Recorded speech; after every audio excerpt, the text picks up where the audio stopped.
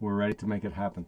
So, are we focused on which of the three are we focusing on today? Are we going to talk about all of it, or No, last call we did prioritize on saying number one, freeze dryer, number two, reverse osmosis, and number three, the integrated pot. okay? So today we're going to solve freeze drying. Yes, as the main topic to on my side to understand would be the use of energy and PV panels for this. So on the work document, I pasted on the chat here on Google Meet Mm-hmm. just to reference the same document as you have teach me before.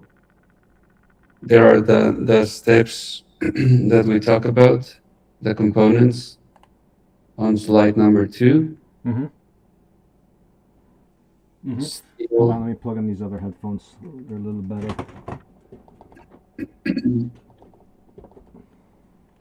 Did you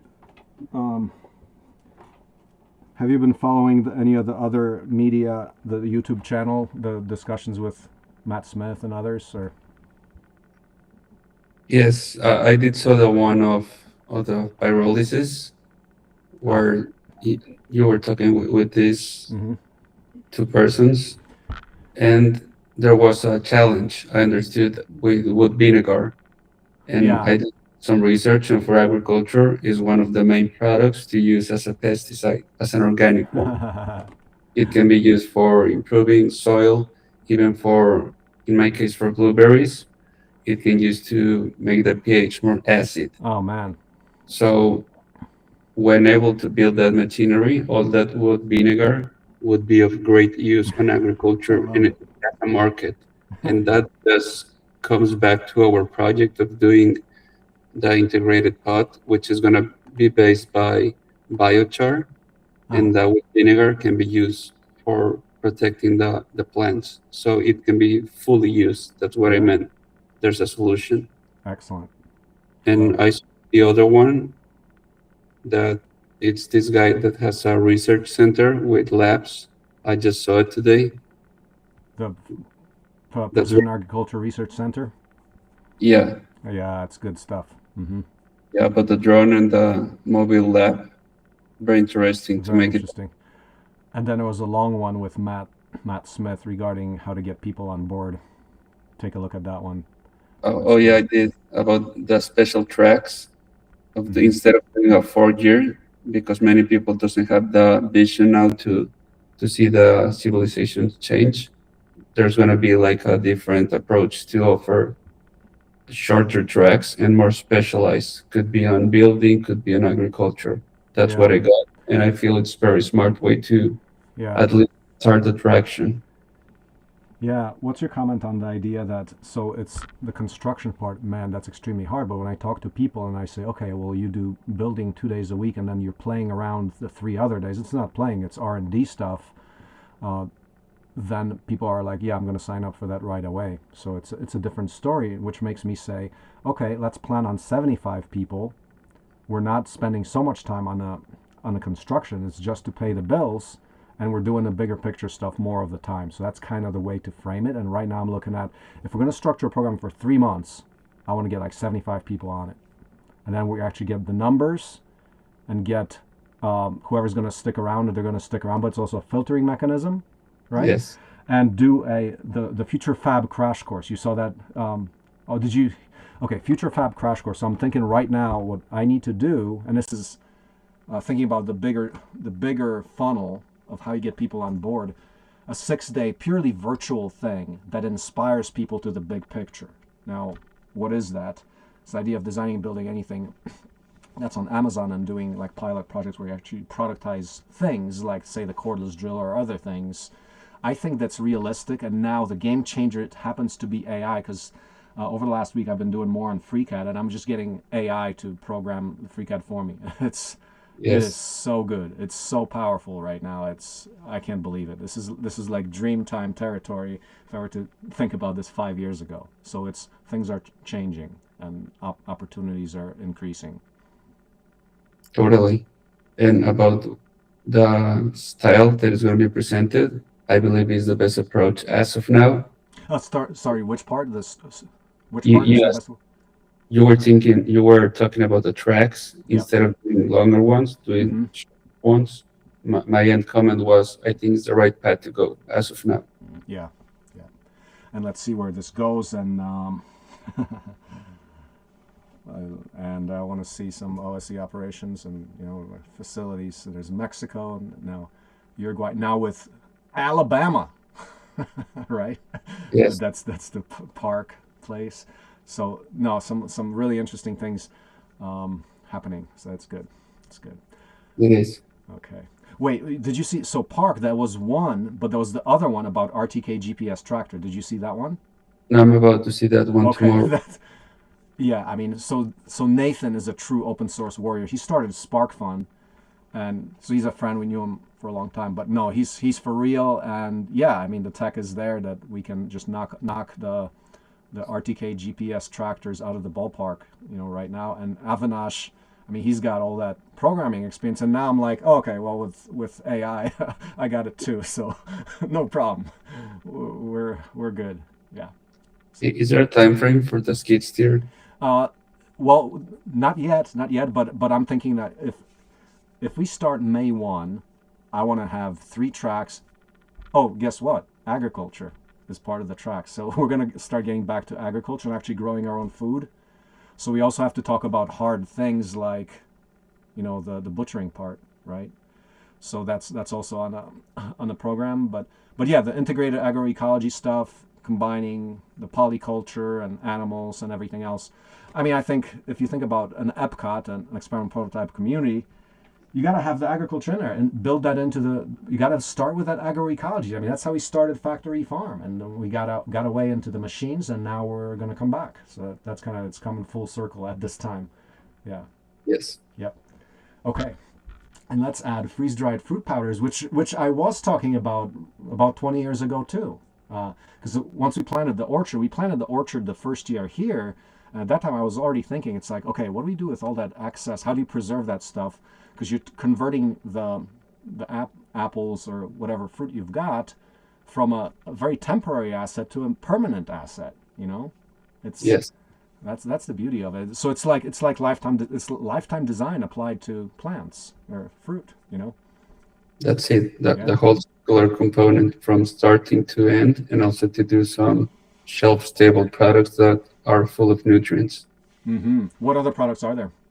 No, no, I meant with the fresh fruit, Yeah. but also the freeze dried powders. Mm-hmm. You keep all of that, but that's shelf stable. That's the only difference. Yeah. What you can eat on fresh, you eat it later, and you keep the same flavor and nutrients. Yeah. Yeah. What's like the nutrient percent? You get like just about all the nutrients with freeze dry, or how much do you lose?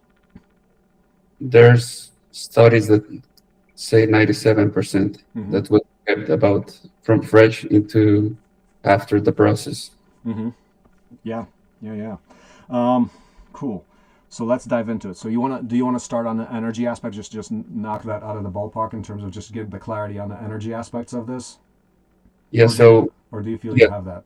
we have an idea how many kilowatts per finished product, but I don't have yet the idea how to make this happen with PV panels Mm-hmm. and starting our first pilot machinery. Should I buy one? Should I build one? I want to go into that concept of making it a product. Let's explore let's explore the method of development here, and that's actually something that is quite relevant here. What is that open source product development method, which says to us, oh, do we buy this thing at 40K delivered, or do we even try to make our own? And if you take a look at 40K, how much does 200 kilograms per batch over? Does that even meet any of the goals, or are you looking at that as a first prototype and just something to start going? Correct. So I would like to first prototype. I don't mind if we I could buy a machinery, but we could validate the energy aspect because the big thing is the energy Mm-hmm. consumption that we can save by creating extremely cheap kilowatts. Mm-hmm. Mm-hmm. Let's go from there. What's going to be faster route because after validation and knowing the market exists, this new cost is going to really put everything forward if we validate the energy aspect. So I'll listen to you and follow you.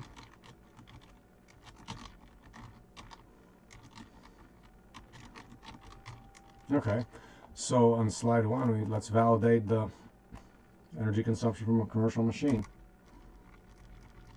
And we're going to talk about, so you have to ask, okay, let's look at the whole system that would allow us to do that. So let's do it. So let's start about that. Start this. Okay, so are we talking about? First of all, let's. What can we tell? How realistic are the productivity predictions on this? So let's talk about what we're going to try to test. So once again, basic numbers.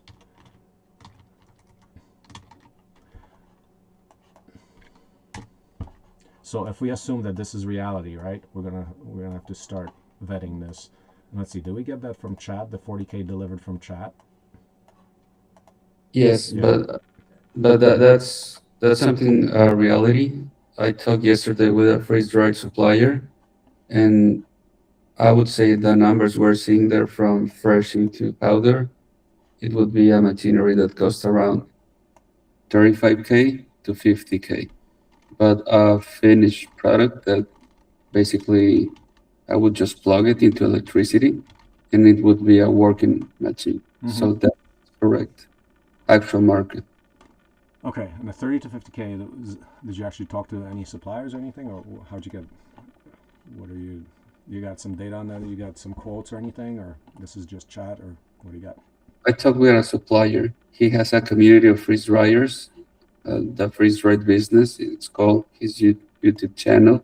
So I have a first meeting with him just to understand the full process first of the data that we talk about. Kilowatts per finished product, it's correct. About 16 kilowatts to 20 kilowatts, depends on the efficiency of the machinery, and that's on the small machinery. If we go into bigger machinery, of course, the efficiency of kilowatts, meaning less kilowatts per finished product, that could be a reality too. But the validation of the data with someone who's an experienced freeze dryer is there. I would post that information. I just had the meeting yesterday at night. I just need to process the whole call to put the information into the document we're working now. Did you call on a video call? This was. Yes. Did you record it? Yes, and he's going to send it, and I will share it with you. Can you share it openly? I will ask him, probably yes, because I paid for it. I just need to ask him. In the future, ask that question up front, because if we're gonna, is it okay for you to ask such questions up front? Yes, of course. Yeah, sure. Yeah, do that, because so that people, one, we're practicing the culture, and then teaching others that same culture. We're saying this is something important. We don't want to keep it to ourselves. We're trying to change the world here. So set the whole expectations clear for everybody involved, and yeah, so to do that, that's very cool. And is this a guy who from the industry who actually runs a freeze drying business, or who is this? Correct. He started his freeze drying business, and now he's still doing that, but also create a community, which basically he gathers from suppliers to scientists who work into this and also entrepreneurs in order to share information. Is this in Mexico, a Mexican guy? Now he's basically in Idaho, in Boise. Very cool. I will ask him, and if you're open, Marcin, I will have a next call with him. Maybe you can join for questions on freeze drying if there's an interest of you. If not, I can do directly the questions and report back to our project. No, let's get online. I mean, I'd like to see it. I'd like to talk to some industry people. Yes. Get some quick reality check. Okay, I will ask you first about the sharing of the meeting because I know that's your style, Mm-hmm. participating, and get back to you. That sounds good. And he said that so he runs one of these machines that cost around $30,000, $30 to $50,000 or so. He has a system at that number for about 200 kilogram batches, or what's his Yes, size? correct. 2 kilogram, 200 kilograms, Huh? Where'd and he he get it? Is he sourced from China? know that basically an USA company called Harvest, right? And I believe they're in Idaho as well. I will put it in the document after I review that call with him. But Idaho, interesting. there are other suppliers as well here there in the US that do bigger machinery. And I'm mentioning this, I know we talk about building our own, but I want to compare also if it's gonna be a really big saving building our own. So I see harvestright.com, yeah? Right. Like right and wrong is harvest right. Okay, what he's got, uh, HRC. Do you remember if it was the HRC 1000? I believe it was the Excel. That's the name of the model. I'm on the website as well. Oh, Uh, do you have a link for that one? Can you? yes, I'm about to look for it.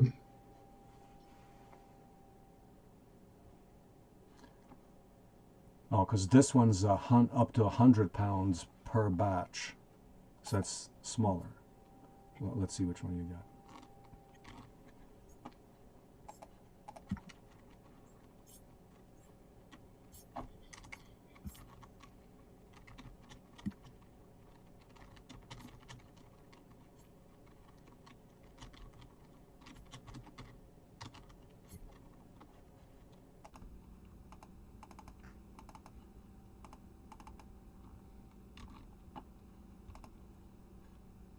Tell me about your travel. So you traveled to where'd you travel? I went to Arizona mainly, Mm-hmm. to Phoenix for a few days with my family, my mom, brother, sisters, and then we went to Sedona for 4 more days. Mm-hmm. To And Sedona. Mm-hmm. yeah, that was around New Year.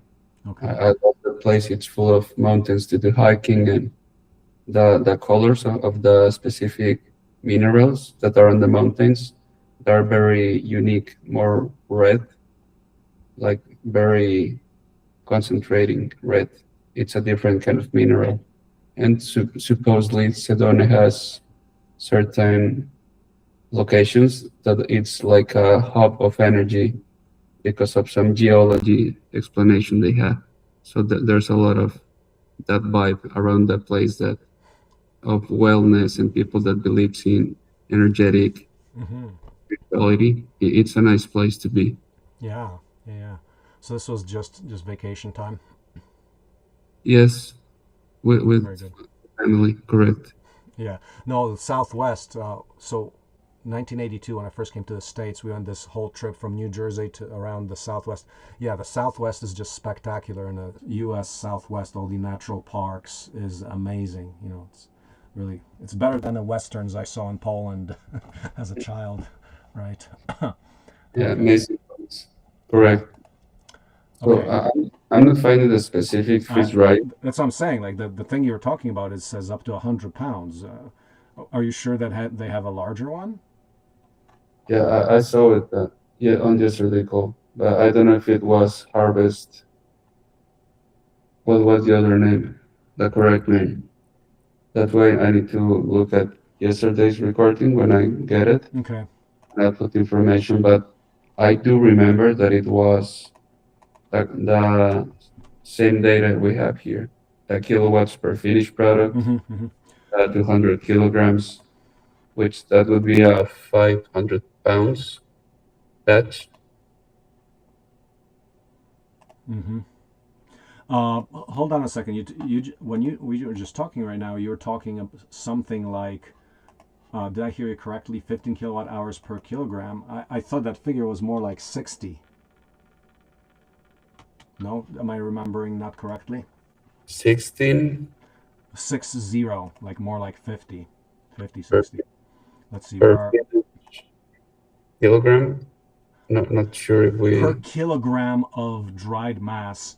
I thought that it was insane. It was like 50, 50 kilowatt hours. Um, let's find that source. Where do we have? Let's see. Let's see if I can find it real quick in our former chats there. We have it on number 1 in the work document, which is 15 kilowatt hours per kilogram. Oh, right, but that's what I just wrote that because I heard you say that today, but I want to verify that. You told today when we are talking, that's what you mentioned, but I thought that figure was higher. So let's verify that before we start the energy discussion. Okay, I have the chat. It's here. On slide number 6, there's a concept on energy cost. The third point says 30 to 60 kilowatt a Yeah, second. Yes, yeah. it's a 1.5 kilograms per day. For this exercise, can we work with this data that you're seeing right now? And if there's a change on tomorrow update I do in the document, I'll put it in there. So we're going for 30 to 60 kilowatt hours per kilogram? Yes, Yes. it's like Yeah, so let's take, somewhere in the middle, it's about 50, 45, 50. Let's just take 50 about. And interestingly, and I remember that because I was looking at hydrogen and I said, oh, wow, freeze-dried fruit is the same as hydrogen. Hydrogen is 60 kilowatt hours per kilogram of hydrogen extracted by electrolysis from water. So this is like as much as a kilogram of hydrogen, which is a lot. I think it's a lot. Okay. yeah. And let me just see. I'm at the other chat because I have it. We talk about. I just want to verify that before.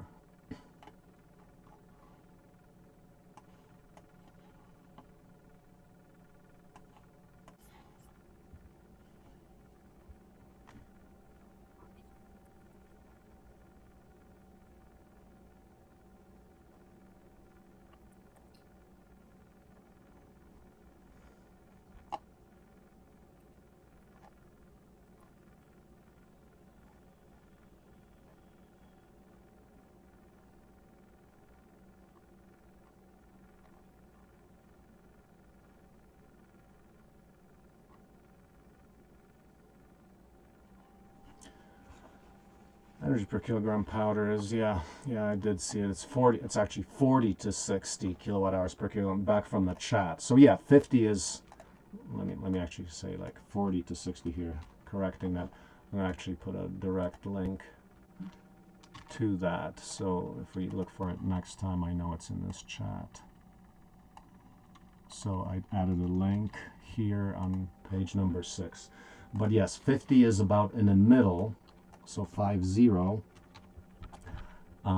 And let's take a look at that. So if we do 200 kilogram batches, 50 kilowatt hours per kilogram is required. Now the machine itself, let's assume, tell me again the kind of time cycles that we're talking about. It was how many hours? That was on another slide. Do you remember which slide that was? 6. Also slide 6.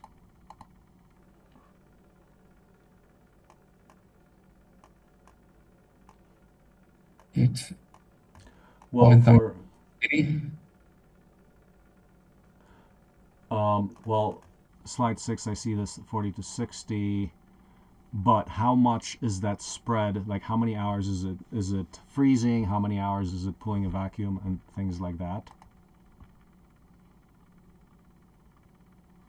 I don't have the specific information. Same tomorrow, I will update it with that information that I got from the call. Mm-hmm.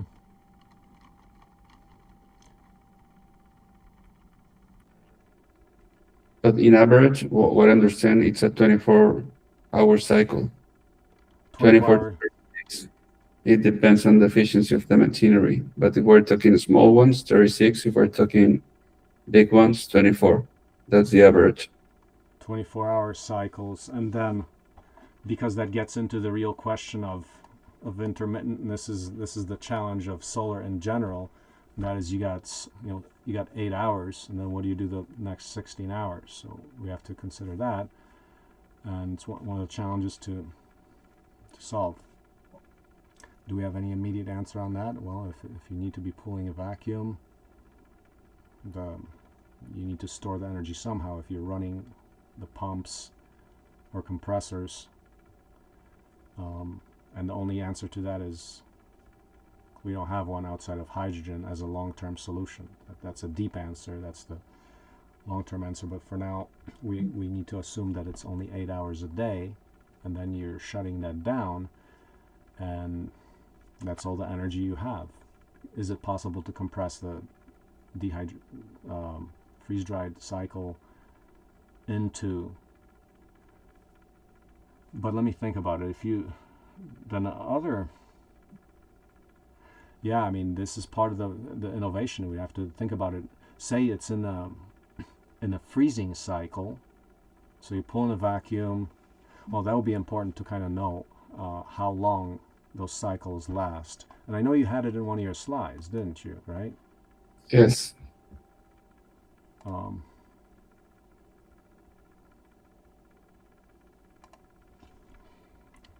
Let's see if we can find that real quick. Okay, here's your presentation. You have that nice presentation. Yeah, I believe it's in the other presentation. Right now, we're on the open source Blueberries presentation. Mm-hmm. There's a specific one of. Yep, I see it. It's on page 5 of the Farmy Earth freeze-dried energy efficiency. So you got 4 hours for deep freeze, vacuum is 1 hour, step 3 sublimation, heater cycle on, cold trap runs continuously for 20 hours, about 25 hours. So the step 3 sublimation, that's the long part. Okay, let's put this into the other document too.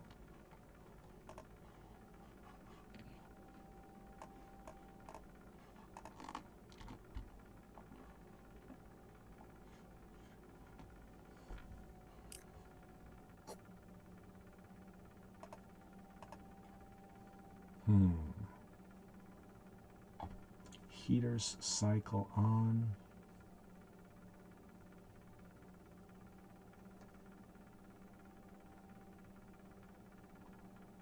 And that was for 10 kilograms. If we're talking about, say, 200, so it's 20 times more than that.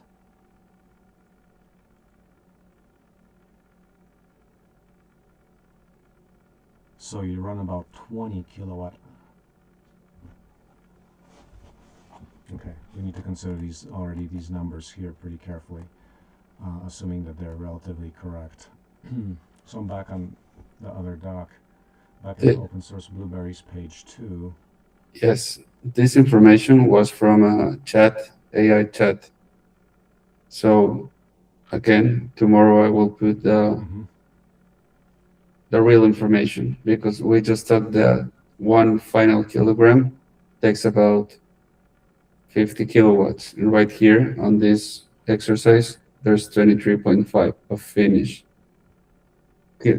product kilowatts. So something's not making sense as of now. It's 1/2. It's off by a factor of 2, so it's not like it's off by a factor of 10, but it is off by a factor of 2 from the minimum It's a little under 2. What makes sense is the amount of time per Mm-hmm. time per type of process. Mm-hmm. Just the sublimation part, I don't know yet how to explain it. What's the exact process happening in order to integrate an electric process that needs to happen? Mm-hmm. So, do you have more information on that? Not yet.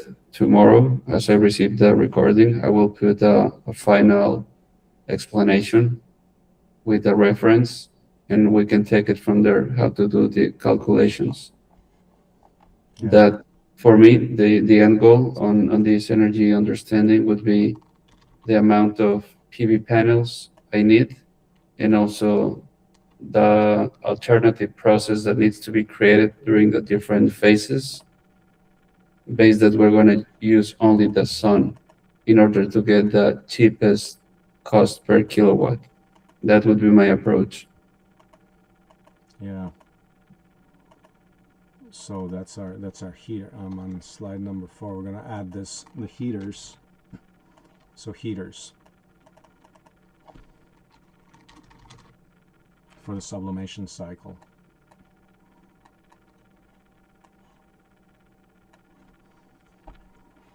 Okay. How many panels? So you want to take a look at how many panels do we need, and how exactly do we do that? So if let's assume just some. Let's take the same panels that we have from like what we bought. So that was Per 100 kilowatt, that was the measure of the system. yeah.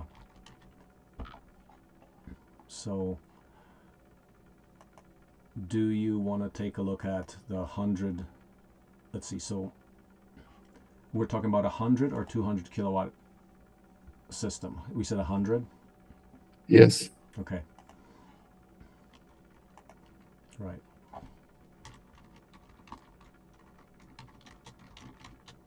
Going to kilowatt of PV panels. Let's take a look at the Adani panels. Let's look at A question about the 100 kilowatt panels.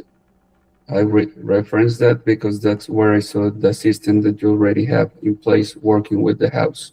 That's the we took 100 kilowatt. Is that correct? The reference? the reference is good because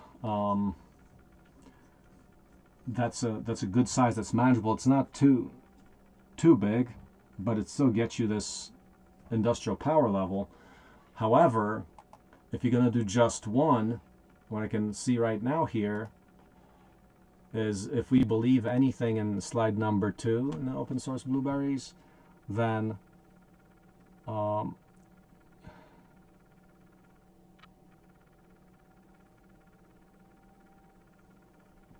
if we say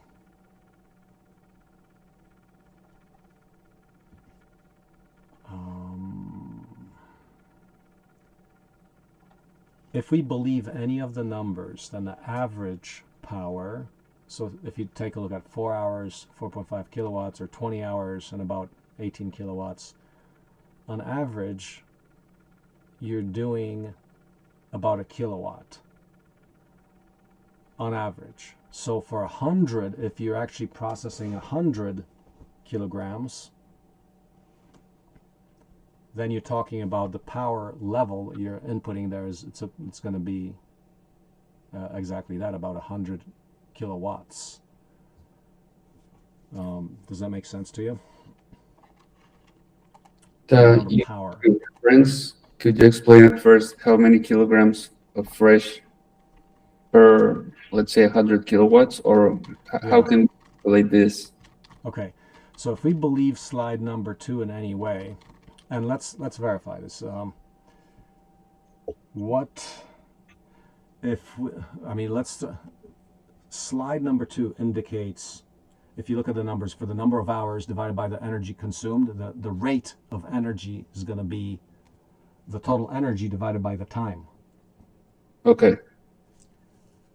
Right, so if it's like about 4.5 kilowatts divided by 4 hours, that's about a kilowatt average rate. Same for the last step, it's also around a kilowatt for the sublimation. Not kilowatt hour, a kilowatt is the unit. Slide 2. Then we are around 1 kilowatt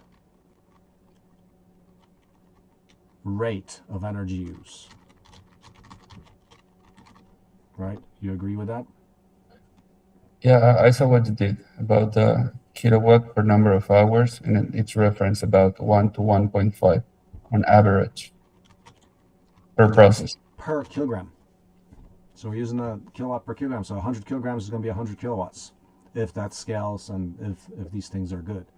Now, that's the first step we should do is to, start verifying that. So maybe ask chat and paste that in here. And while you do that, let's back up a little bit into a formal methodology. This is where I'm taking you to school. And this is when we're co-creating this, right? So Yes. What is the methodology for zero marginal cost economic development? Because as we go forward, part of the question we're going to answer is, okay, you're one person and we're two people, but part of the whole question here is how do we get collaborative development happening on this, right? And to do that, you have to formalize a method where you can teach people how to do it and then break it up into different steps along the lines of modular breakdown like we do everything.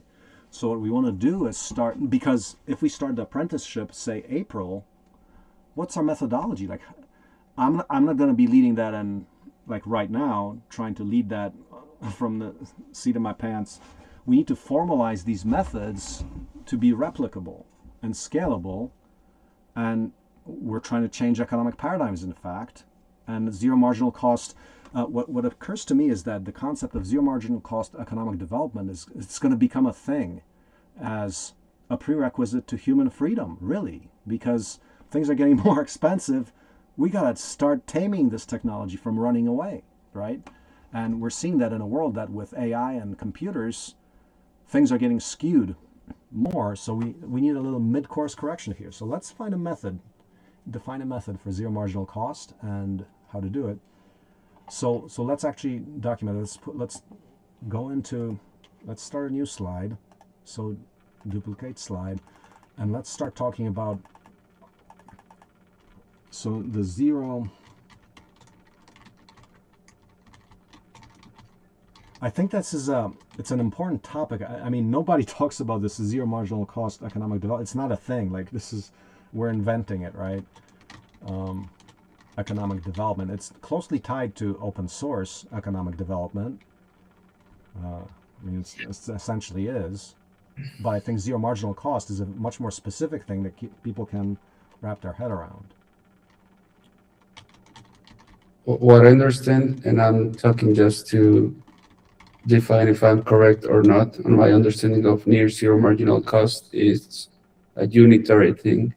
So commonly, if we buy certain, in this case, kilowatts, it's going to cost the same, the kilowatt we use if we use 1, if we use 20. But with near zero marginal cost infrastructure, as an example, it wouldn't cost the same to create 1 kilowatt.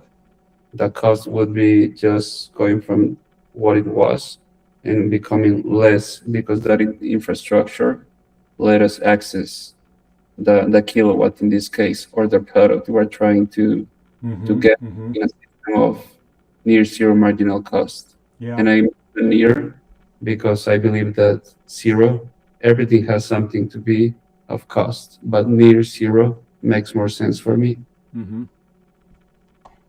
Is that correct? The way I'm.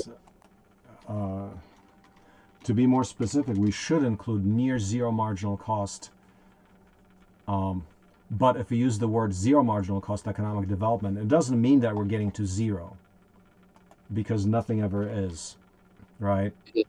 So I think, but to keep the terminology simple, do you want to keep it at that, zero marginal cost economic development, which is the goal? It doesn't mean we necessarily get there. It's okay. Okay, we'll keep it at, keep it. It's a way to understand.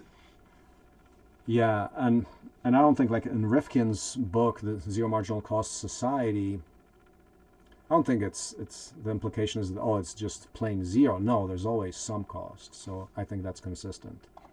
I saw his Google talk about this, the guy who wrote this book, and he mentions many times that word near, because there was a question of one of the attendants Mm-hmm. where he put this point that it's impossible to get zero Mm-hmm. at something that is a physical product. And that's why he started mentioning the word that his true belief was near zero.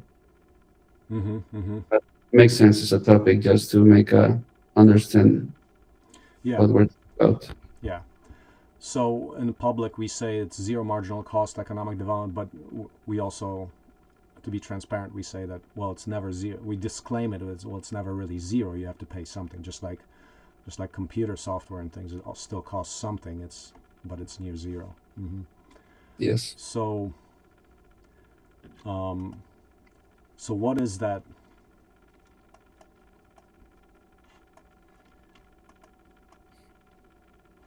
Well, define it. So why don't you write that? And I'm gonna write method. Can you define it? Go ahead. I'm gonna propose a method. So you gotta create a baseline. Define a cost baseline.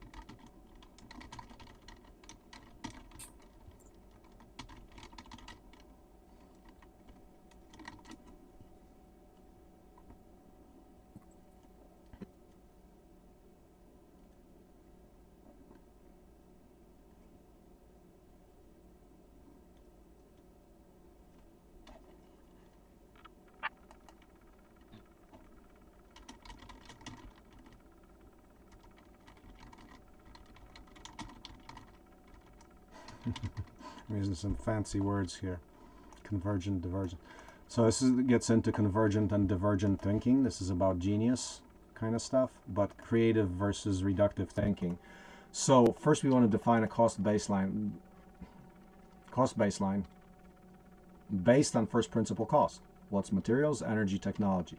So this is it's actually convergent. So you're just reducing this to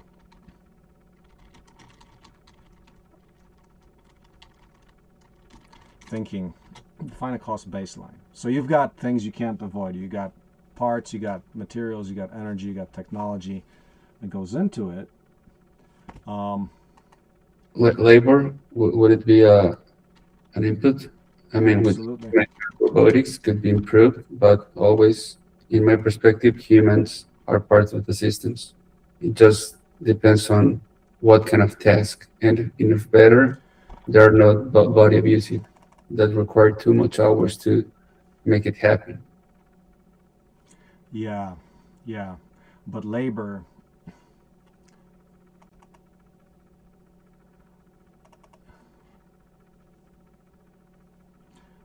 I agree on labor. Now, it may be true that labor comes in at a different point in this process, but we can keep it there for now. Because labor is actually the variable that allows you to substitute labor, or like all those four things are going to be substitutable. And this method relies on knowing which to substitute at which point to make cost lower. So let's define it. So some concept. So I'm going to actually write a concept.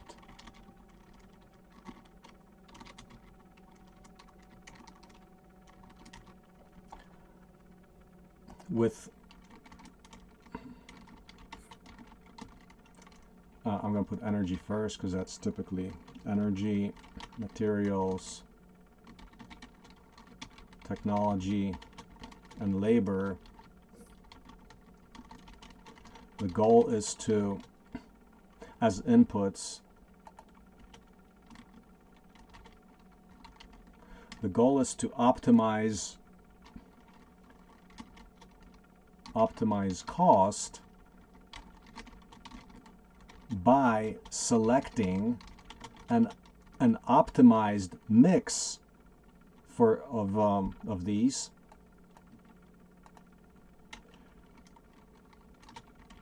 optimized mix percentage of each. So we can substitute energy, we can substitute materials, technology, and labor as inputs.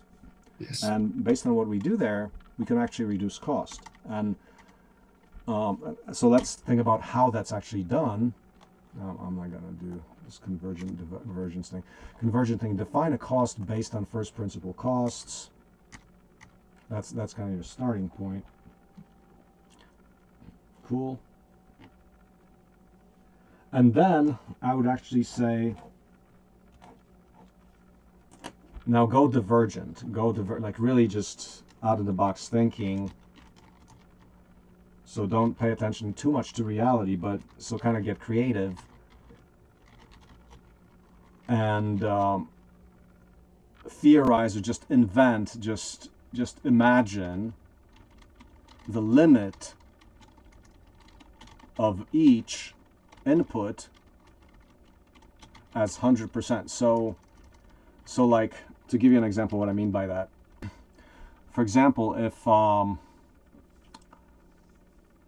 you have that steel vessel for the that's easy to talk about. Let's talk about, say, materials and labor. So if you have this device that requires materials, you can buy those materials, and that's a cost. Or you can say, oh, okay, well, I'm going to actually use labor and build those materials from scratch. So you're substituting one. And it turns out that with technology access, the labor route is actually cheaper. Like you can if you substitute labor to build your own parts. Like for example, what we're doing with the whole irrigation system, we said, oh well, if you have technology, the technologies are input 3D printing. If we have that, then we can substitute those materials off the shelf for 3D printing them ourselves, and then using more labor to actually produce the filament and produce the materials from the waste stream. So that's an example. But the concept there is there's different forms of capital, at least those four, and there's probably going to be more, right? There's those four forms of capital, and you can also think about 8 forms of capital. Like so, in fact, let's write this down. There's an article on a wiki called 8. If you want to pull it up, 8 forms of capital. First principle costs of these 4 main and potentially all 8 forms of capital. Did you find that on the wiki? 8 forms of capital? I'm doing just that. Because we can advance this method if we use all the different forms.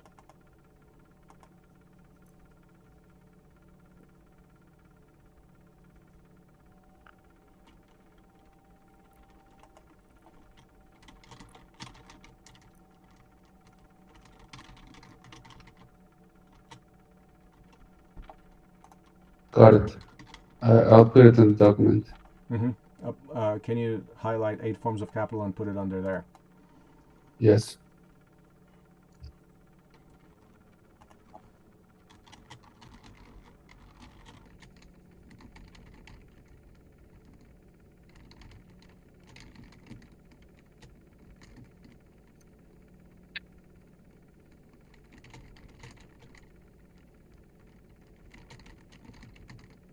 So we got under 8 forms of capital. Is the wiki working? We had some issues with it. We were trying to figure out. It's not loading right.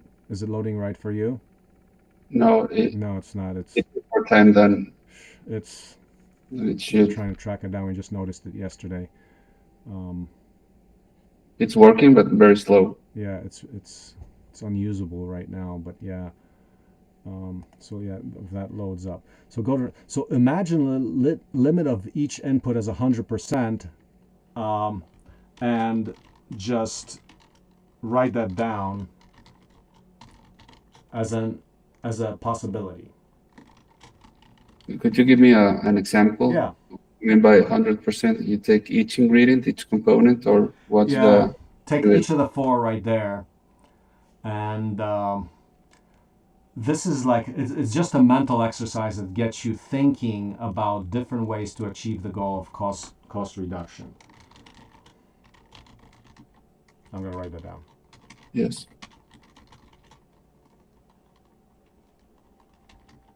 Like imagining doing everything with labor, everything with humans, Mm-hmm. doing everything with technology, everything with robots, doing Mm-hmm. everything with energy, everything with conventional systems, as an example, with the freeze dryers Mm-hmm. to the grid. And everything materials, my question would be on the accounting of things. Sometimes natural resources that are not included there. Since we're doing ecology here, do we put the natural accounting, and I mean the carbon reduction produced with this kind of manufacturing, or I just do the common materials, the physical materials that are going to be used into this process? Did I explain I did. I missed the last point. Explain the last thing about materials.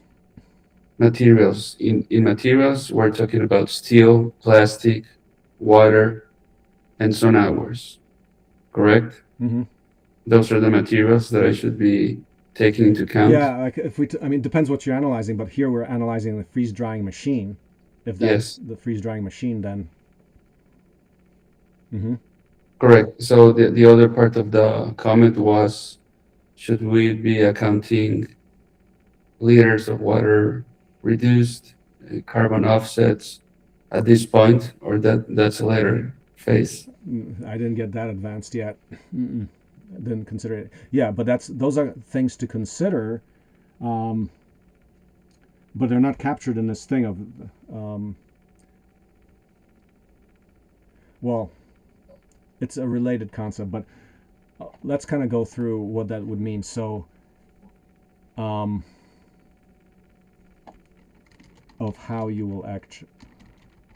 I know it doesn't make a direct impact as Yeah. of now, the cost. I'm Mm-hmm. very aware of that. It's just since we're doing a method of ecology as well, I wanted to ask. I believe as at first phase, since we're just doing design, nothing physical, I would go just to the cost components, but I can adapt.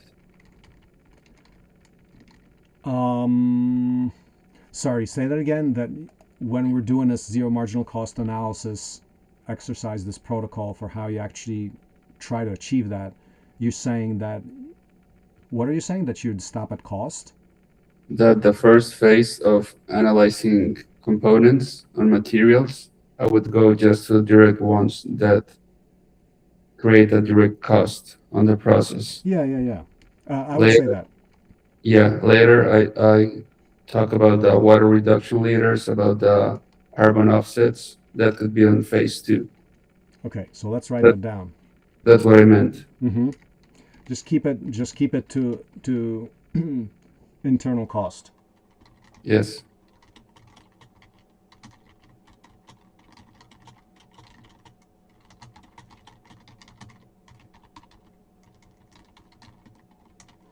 Not externalities. Yeah, that's what we're saying.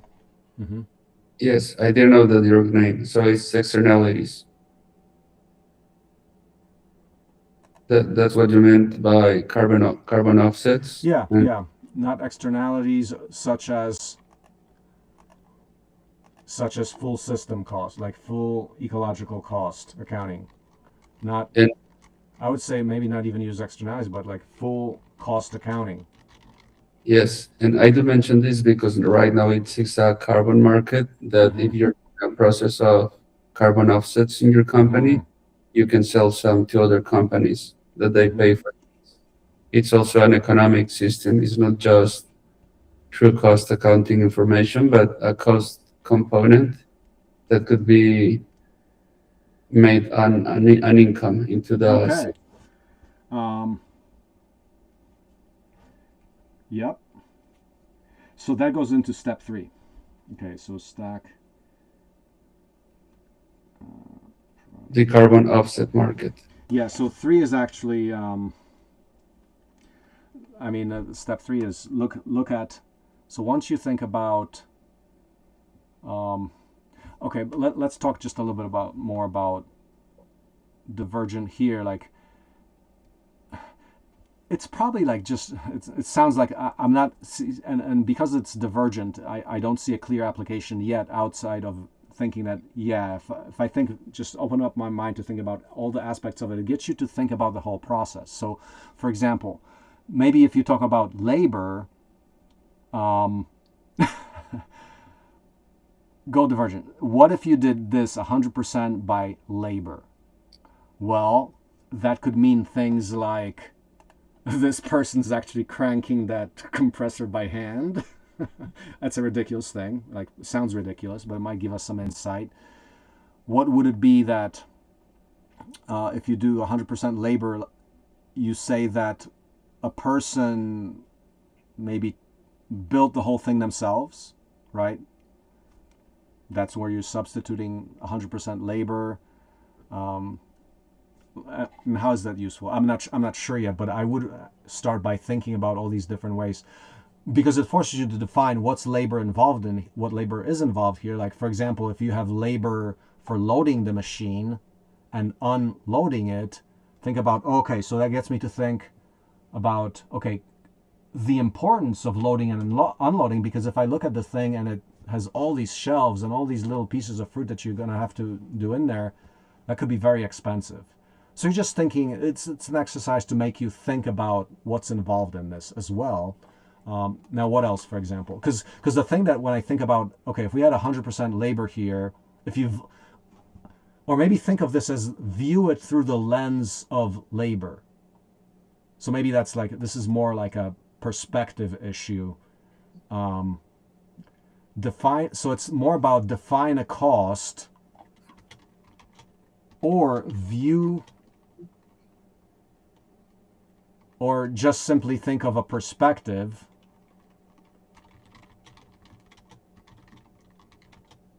as take the perspective of, and this,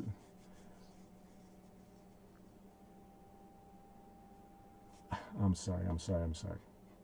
That's for the step number 2.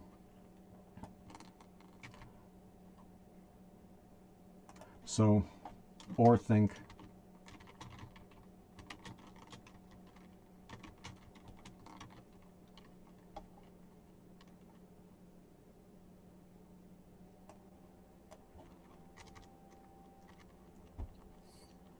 of one of the 4 inputs. So if you take a look at the labor perspective, the way that already came into my mind is, okay, I'm seeing this thing and I visually observe that it's got all these shelves. The first thing that scared me, okay, if I'm going to be doing a batch system and you've got 100 kilograms, that's going to take some time to do. And therefore, since we're still at the point of we're considering designing this as one option, like if we were to redesign it, how would we design it so that that part is optimal? Would it mean that we instead begin with, oh, we're actually going to invest heavily into the fruit processing infrastructure to make loading easy, like a whole automated conveyor system and loading unloading system? So that's worth to look at, because that will get you to the point of full cost breakdown, like get a more accurate version of it. Because we didn't consider the process yet or anything, but it gets us thinking about that at this stage. So does that kind of make sense? It Okay. does. Okay. So let's continue on this method. So go divergent. Just think about, like, just from the perspective, or as if those were the only inputs, as a mental exercise. So now go back to convergent and then go to the obvious thing is reduce cost, right? So convergently you reduce cost That's a convergent concept. It's like, okay, now I'm gonna look for specific ways in the actual system. So there's the distinction, the actual system. So now don't imagine that you actually reimagined what this process looks like at all. Just think of the standard system, and let's be divergent thinkers, and let's, I need to put this into another tab here. Okay, there. Reduce the cost of the actual system, but go divergent on me and start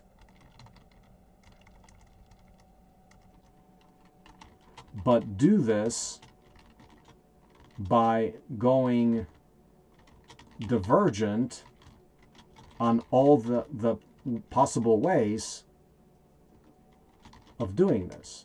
So here's where we're going to list a bunch of, like a shopping list of all kinds of techniques which reduce cost. So you just said, okay, stacking markets like carbon offsets market. So what's that called? It's called stacking, like stacking the productivity. I don't know, what do you call that when something can have different markets, like you're actually tapping different revenue streams from that, because you're tapping the revenue stream of carbon markets and you're tapping the revenue stream of fruit powder sales, right? Yes, it's an amplified business model, but that's not the common name. Product stacking, like multiple products, multiple revenue streams. Yes. Here, such as carbon offset market. So what are all these things? So you get into all the OSC specification kind of stuff, like, okay, modular design, obviously.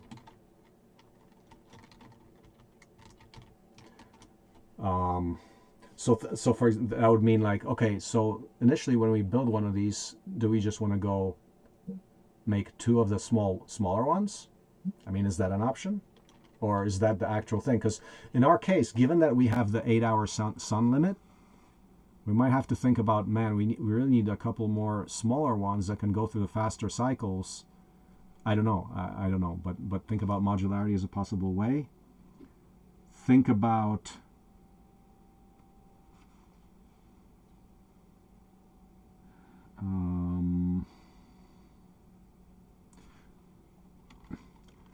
if we solve the part of material handling, what you just mentioned makes a lot of sense, of making small units in order to be more energy efficient and be able to make more at the 8 hours of sun. It's just the material handling, where if more units are going to take more labor, as an example, that something needs to be fixed in order to make the efficiency of 8 hours really cost effective. Mm-hmm. Makes sense about the unitary spaces. Yeah. So tech recursion, that's the thing of substituting labor for actually producing. So there's a link to that. Technological recursion on the wiki. But that's a simple concept that now if this machine is, I mean, we said we're going to already just go with a quick commercial route. Consider the concept. Consider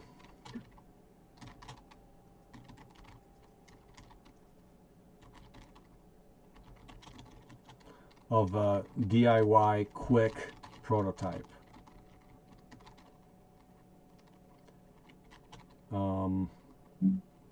Or a more advanced one via tech recursion. Yeah, there's an, wait, do we have that in there? Technological recursion.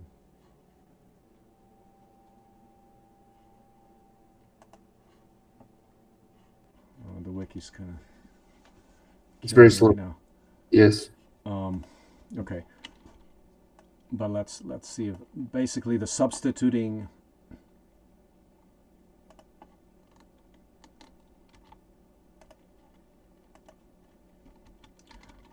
or let's define it, or substituting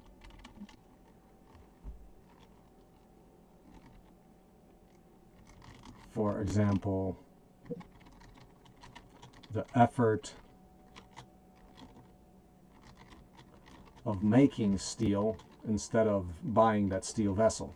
I mean, obviously, that's a hard thing to do, but I mean, let's consider.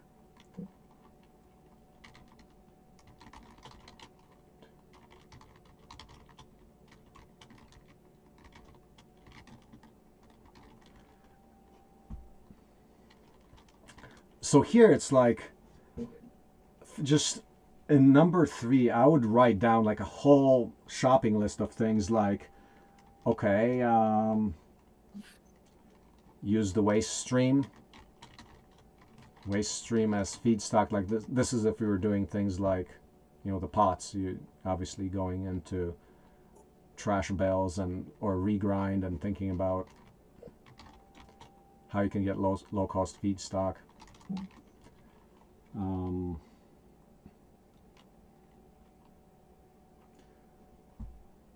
Okay, and then many other things. So if you actually, so that's, I mean, it's like ... We can think about a lot of these different things based on more insightful analysis. Like right now we're just trying to do the method, but we would go through many possibilities. And I would actually go through OSC specifications for divergent ideas. Like basically OSC specifications, there's like 75 or 100 different points that I've listed throughout the history of this project that are useful principles for how we design things, like collaborative design, right? So for example, if the principle is collaborative design, how do you reduce this cost? Like, is it feasible that you actually found another farmer in your position that wants to collaborate with you and do a prototype with you? Like, for example, do you know anyone else who has expressed serious interest, or are you the only outlier that has, right? I mean, what's the answer to that question? Has anyone expressed significant interest that they would actually be interested in prototyping with you? I do. That's me, but you already know that answer. It's a cost thing. I mean, if there's a way to express that this is going to make 1/10 of the cost of achieving a certain product, of course, there's going to be interest. As of now, someone interested in investing in the prototype, I haven't yet found one. Right. So let's just leave it at, we're going to go through the OSC specifications, about 75 or so items,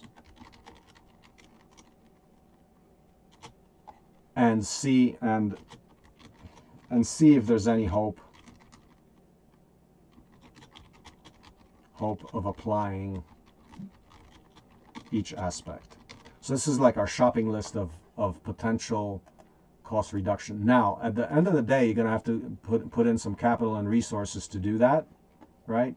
So what are all the different ways through collaborative development that you can reduce the costs?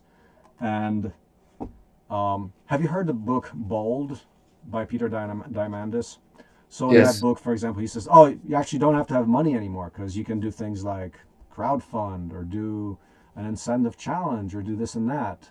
So I think we should learn at least some from that. So if we now do have to spend that capital to make this happen, what are the best practices to use our dollars in the most effective way? So I would say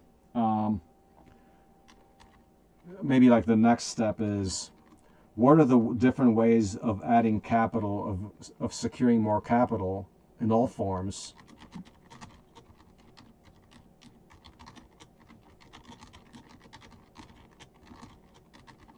And that could be people, like human capital, like more capital in all forms.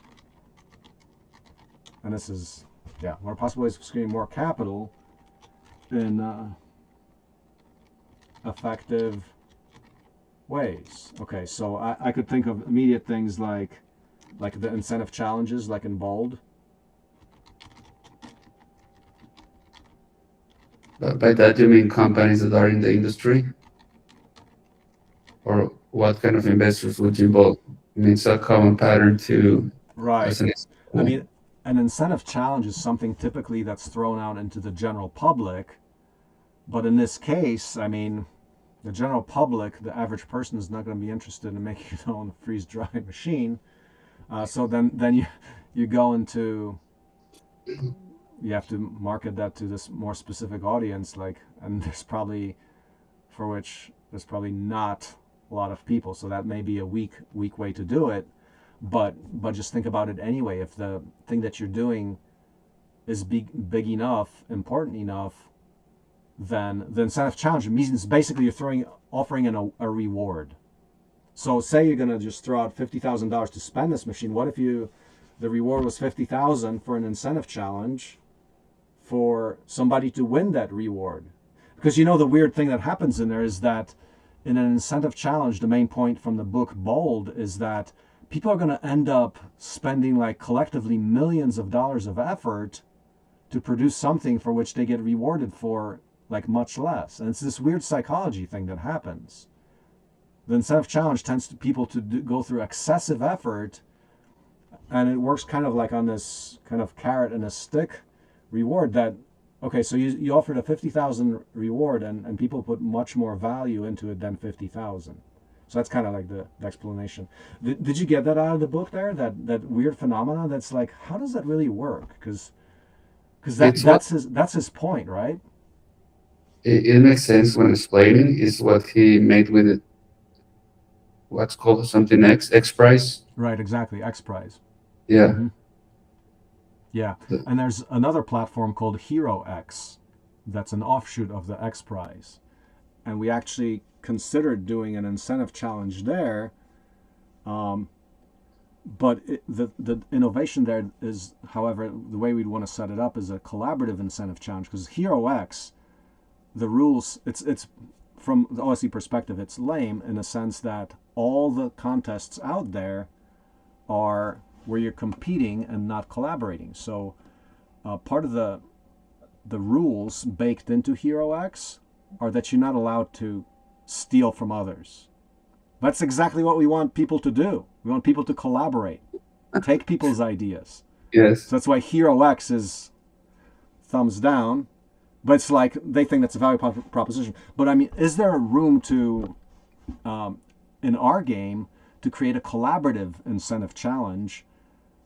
I mean, I don't know, and that's a hard thing. But we always should think about it if we can get enough effort around it. So let's just leave it at that. Let's say, but a collaborative incentive challenge. What I see now as an opportunity is a cluster challenge, Oh, what's that? where, well, it's an idea about if we're talking reverse osmosis, Mm-hmm. get a certain funding from a community that needs this in scale and at a more cost-effective price that has interest into creating this. We can go the route of companies that they can take this as a spin-off of their current challenges, but that would be corporate. I don't see it wrong, but wouldn't be as free as to just ask money less like to farmers.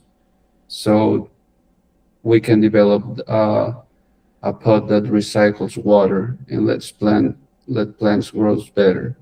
Send it as a fixed price when the product is finished, and that could be a cluster interest as an So example. so you're saying that you would pre-sell it at a known cost right now? At some point, I believe that could be a way to scale. Yes. But at the stage where, I mean, we should write it down as a potential way to do it. So you're saying basically like, how is this different from basically a pre-order model like some of these crowd development websites? You're saying that's exactly that? Probably yes, Mm-hmm. but this time you get to see the full components, processes, cost, and you get the full idea of what you're getting. On this crowdfunding, you fund you're part of the funders or investors, but you don't know nothing about the product.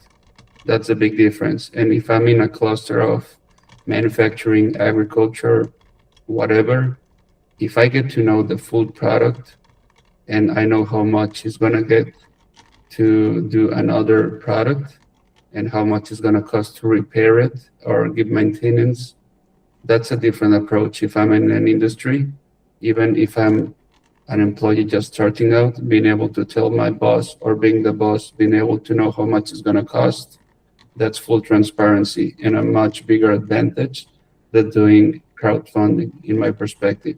That's why I mentioned cluster, because there are industries, there's economic interest. I like it. So it's basically an open source version of like a Kickstarter, like a Kickstarter that focuses on transparency,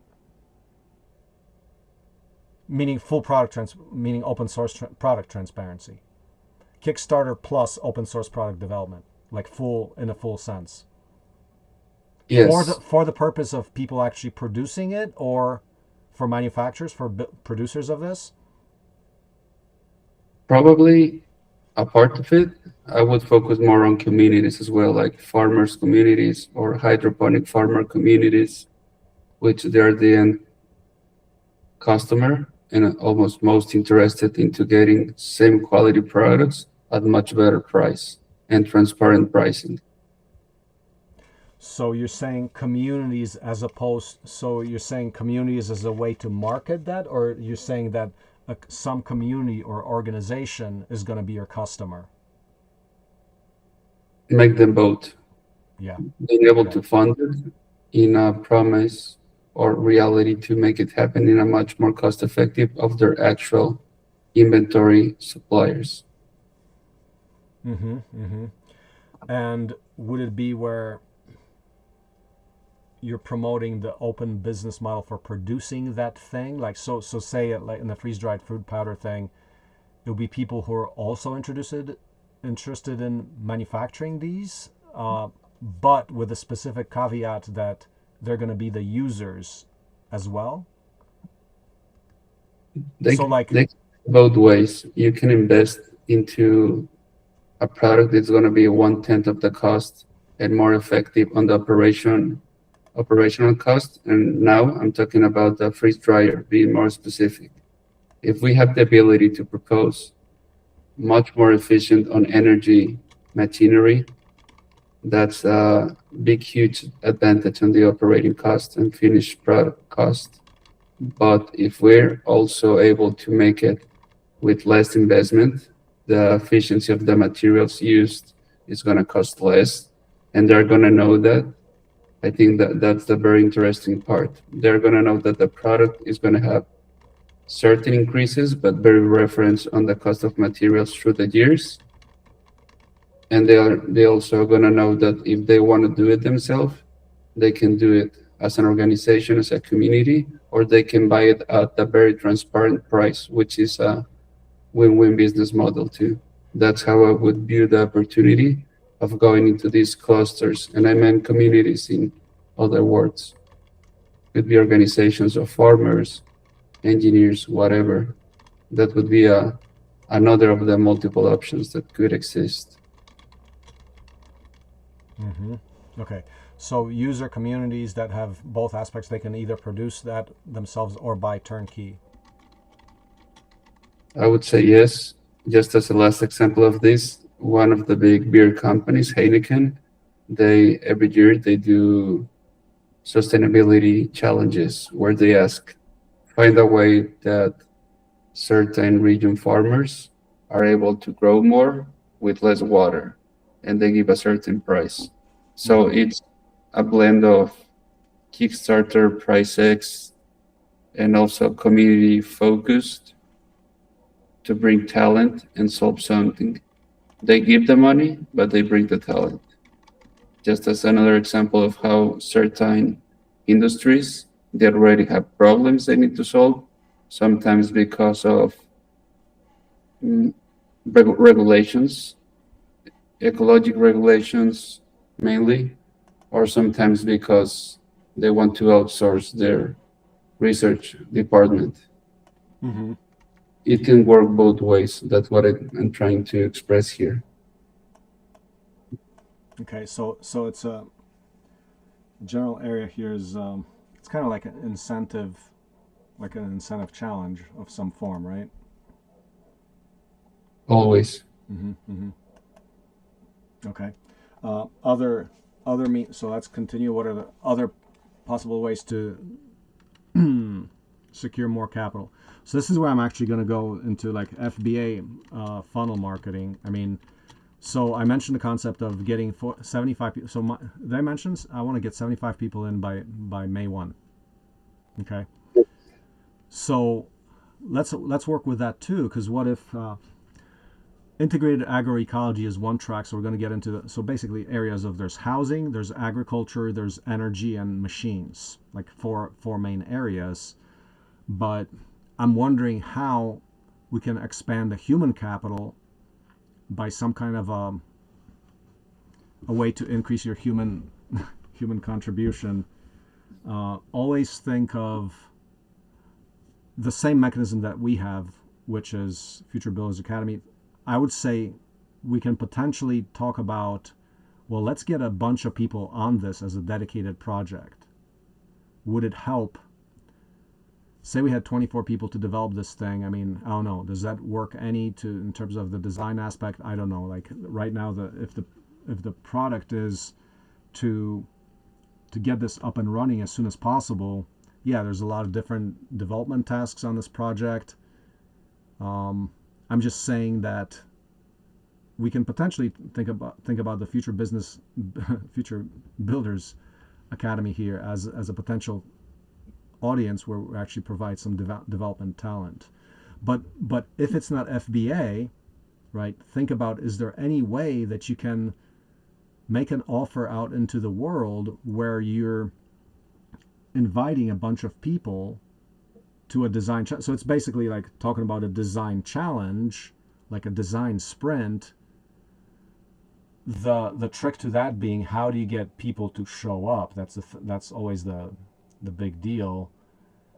And you can show up if you cross subsidize, like if it's a project where you're teaching all the different skills. So it's like mix this development with a valuable skills training course, right? I'm saying through that, I'm saying create a mechanism where you've got the general concept is create a mechanism for getting people on board to open development, right? But that's a very general, I mean, I can't offer us anything more specific than that. So FBA funnel for getting people on board.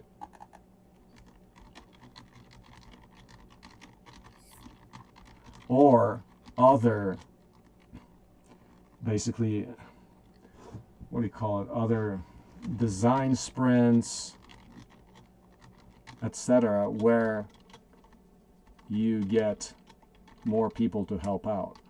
Now, what if if we were building this from scratch, like say we're doing a tractor, like you can talk about, oh, people are actually doing that as a workshop, but I don't know if that's how applicable that is here.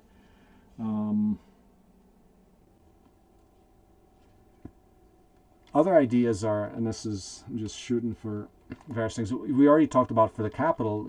We did talk about the pre-sale contract, but that's probably typically for a later phase of development, right? Like we can be talking about if we have actually proven this model, then at a later phase, we'd say, oh, okay, it's a pre-sale contract that you give to, oh, I can produce this freeze-dried fruit powder here.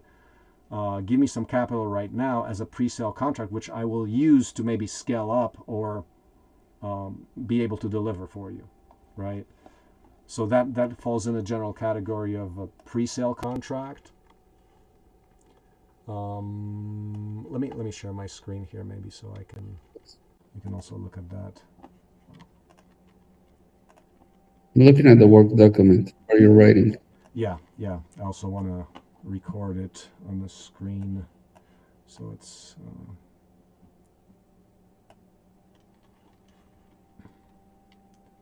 So if I'm here, let's see, is that, no, it's not really showing. Okay. I'll switch between the tabs. So pre-sale contract, there's, the most interesting thing is, what if we had some way, I mean, once you have this going, is there any routes which we can implement right now? No, this is screen sharing, I don't really like it.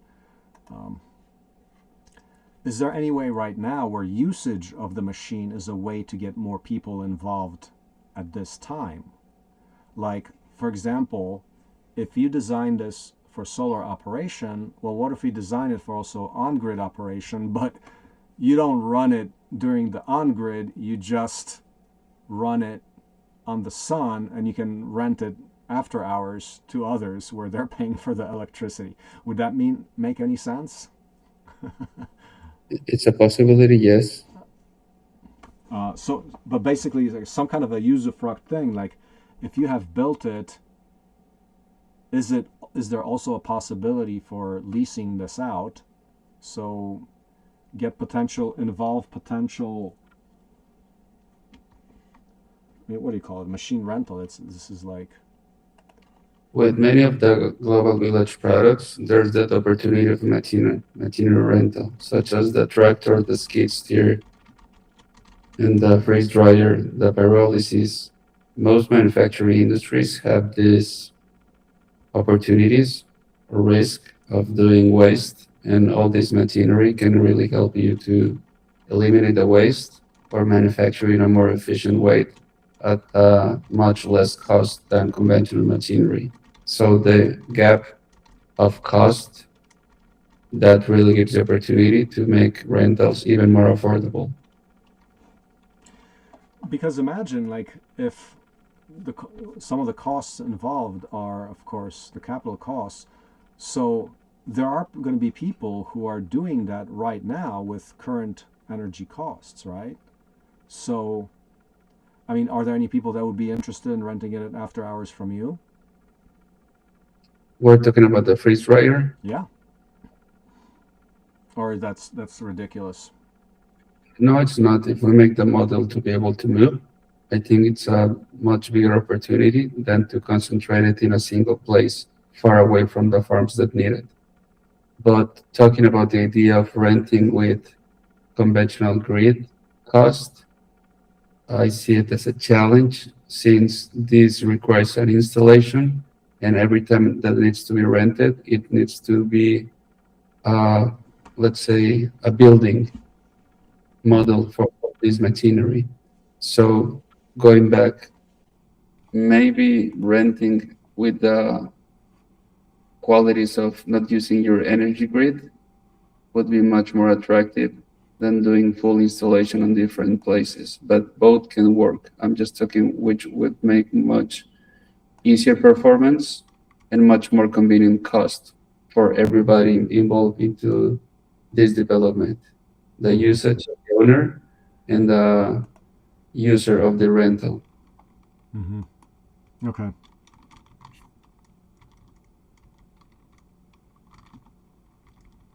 Okay. But just as a last note on this, if or when this is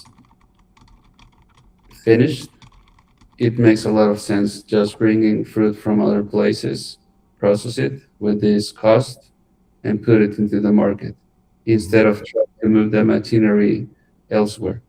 The big advantage is in the cost of energy that can Yeah. be achieved in sunny places. Mm-hmm.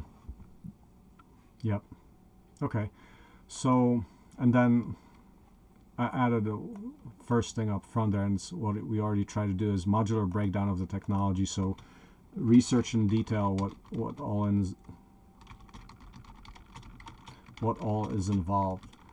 Like, for example, in the current version we talked about just on slide 5, just okay, there's heaters, freezers, compressors, vacuum pump. What about, I mean, you got many more things. Like, if we go into more detailed breakdown, it's like, what about the shelves? Yeah, that's where the trays are put. right? There, you can talk about shelves. You can get as granular as you'd like to get. So like door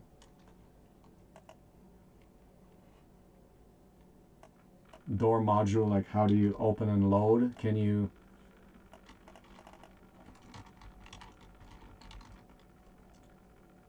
etc. Because you can then think about, if you're building this yourself, you can optimize for each.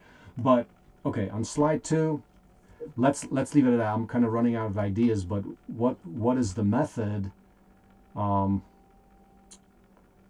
breakdown. You got to start with a baseline. So right now we're looking at that's the step we're on. What is the baseline for production, and how do we achieve that, and start designing the system for each? So we're kind of here. Yes. And we can go through step number 3, and then we can go through various ways of taking each detail we thought about in 3 to reduce cost.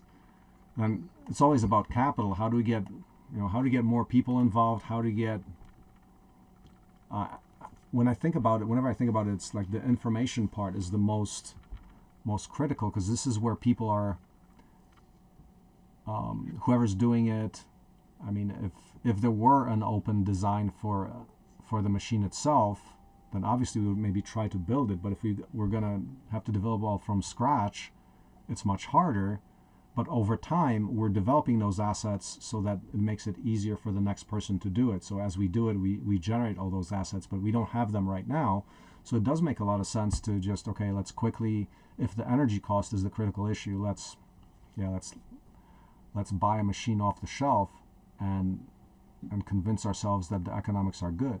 So if we go that route, so you're pretty much, you think you can pretty much commit to, like, if it's around that 30 or 40,000, we'll just pay the money and develop an energy system around that. That's the way you're thinking about it. Probably yes. Of course, I want to understand the full concept. If maybe with less money, we could validate the concept. Yeah. I mean, buying the full 40,000 machinery, maybe I can 10,000 as an example, and do the same validation. Because after validation, I'm just gonna get an investment and put this to work. What kind of investment are you thinking about? Like, if you validate it, you can actually do something like a pre-sale thing, or? Yes, and depends on the volume that I get to pre-sale. That's going to be the investment back. But after having a market letter of intent, even a contract, I would say that the economics do make sense, but much less, since there's a return of investment system already in place. Okay. So I think we want to be talking about, we don't want to be validating with a $40,000 system. It's No. about validate on the smallest possible scale. So where does that go into? That should probably go into our method, because you're saying prove. I have the idea of doing with the least as possible. So if we find a machinery that we can validate a 100 kilowatt system already developed that is $2,000 and it takes 10 kilograms, that's okay. So be as frugal as possible, just in the validation part. Yeah. That's how I manage my entrepreneurship lately. Yeah. Okay. So maybe it's kind of this should be more like, this method should be a circle. So it's always should be concurrent development. And we're thinking about all these things at the same time. But maybe let's think of execute the simplest. What do you call this, market validation thing? Like, what are we calling that? What you just suggested? What is it? Product validation? Yes, but it's a product at the end. I mean, it's a market, but I'm not doing the marketing. I'm just doing the business-to-business relationships and innovating on how the manufacturing of the product is made.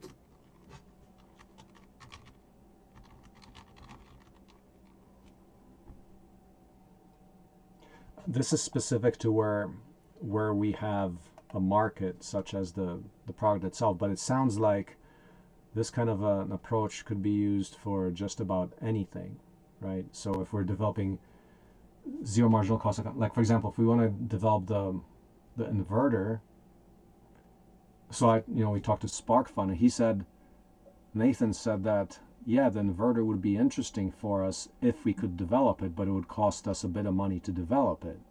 So what if then we could subsidize that kind of development, but who would be like in a different product? Like say we apply it. I'm just trying to generalize this to a method where you can get a sell contract, but how would that work, for example, for that tractor? Still How a would you? business. I mean, a farmer it's a business. It's not just one guy buying a tractor to go for a ride. It's someone who's going to use it to create certain manufacturing processes. So that's still a business to business. Mm-hmm. So basically, the outcome of this is think always about a B2B pre-sale as a way to valid. Well, in order to get to a B2B pre-sale, validate the product in the simplest way possible. Yes, and specifically the manufacturing part of the product. I see this as a way, which is the number one goal, to slash the cost of things for already placed market. What I see on the products, it's already a market in there. It's just how do we slash the cost in order to make it accessible to each human in this planet that has an interest and intelligence to use it.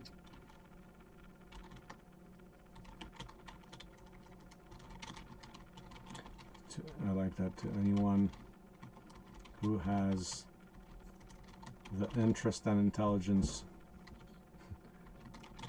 And I'm not talking about having more or less intelligence, but if you want to spend in a tractor 70,000 USD, that's another type of intelligence. If you can create your own by 20,000 USD, different type of intelligence. The one who got a lot of money has its own merits too, but that's what I try to explain.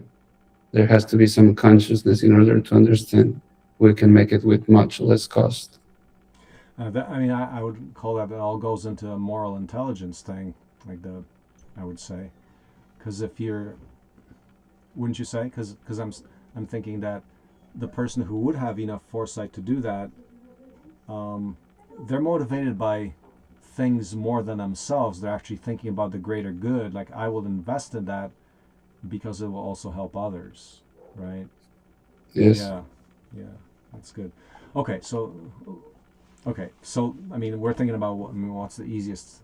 So what do we think then would be the simplest thing? So is talking to the guy then about the 40,000 machine the thing to do? Is that no? I mean, we want something smaller, and we just, what would be the basic test? It's demonstrate that we get 1 kilogram, so just 1 kilogram prototype, right? Well, if that's Yes. a 1 kilogram prototype, then you can build yourself a very simple machine to. But I guess that it would go down to, okay, now let's break it down to the freezing, the compressors and pumps and heaters that are required to do it. But the question would be then, what is the cheapest machine on the market that can get us to similar validation? It has to have to be similar to the actual system enough that it's a valid test. Is there anything on the market that meets that bill right now? Just a much smaller machine. I have the answer for next call. Just as a reference question, and energy is the main thing that could change this whole cost concept. What's the kilowatt amount that I should be taking as a reference and go back from there? Is it still 100 kilowatt or could be less? No, it's way less. You can do it with a kilowatt. Now, so we have to think that through, that experimental design. So what is the exact question we're asking, and what test. So this is basically experimental design. It's like, this is lab, this is data and lab work. It's like we're going into our economics lab, right? Yes. So we have to design an experiment very carefully to make sure that the outcome reflects the reality. So we got to define it. Let's define it. But I think you still want to, let's talk about the specifics of what we would use to start nailing down. Do you have any solar panels at your facility right now? No. Okay. So the number one question would be like, okay, if you want to do a simple example, what's the stuff like on a kilowatt scale? So a kilowatt or few kilowatts, just enough to run those compressors or whatever components we're using to verify this process, right? So we probably want to source the smallest refrigerator, compressor. The heater element, all I'm seeing is that's metal wire. That's just a heater, right? That's not hard. That's $5. But compressor, what are the, so we have to look at all the specifications. What is the temperatures required? What, what for the vacuum, what is the vacuum level required, and design a system to meet that. And so we can go about now looking for a machine off the shelf, but I mean, quickly we can probably get, okay, what is the cheapest freeze drying machine with shelves that would correspond at least to something like you would do? Or maybe we would want to think about, if we followed our zero marginal cost development question and we're focusing on, okay, what is the device that also includes labor from the start? We design an integrated system, so we think about, okay, loading, unloading. I kind of see it as process, like the pre-processing, loading, unloading, right? That's going to be, I think, the challenge, because beyond that is you walk away. It's like you got a controlled system, you just walk away, but the labor and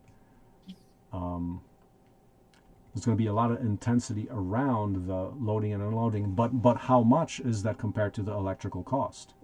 Is it even worth, how worth it is it to consider that in detail if energy is the predominant cost, right?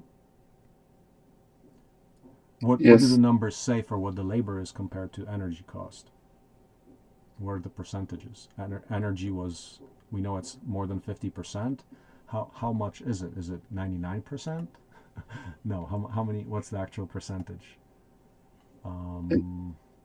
What I hear that you are talking a map of traceability from first step until last step, which components it takes, which temperature it needs, which are the number of hours each process takes, and then from there we can have the total transparency and find out where can we innovate in that process.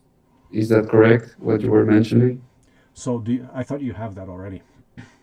Well, yes, I just need to update the numbers with the real numbers. Okay.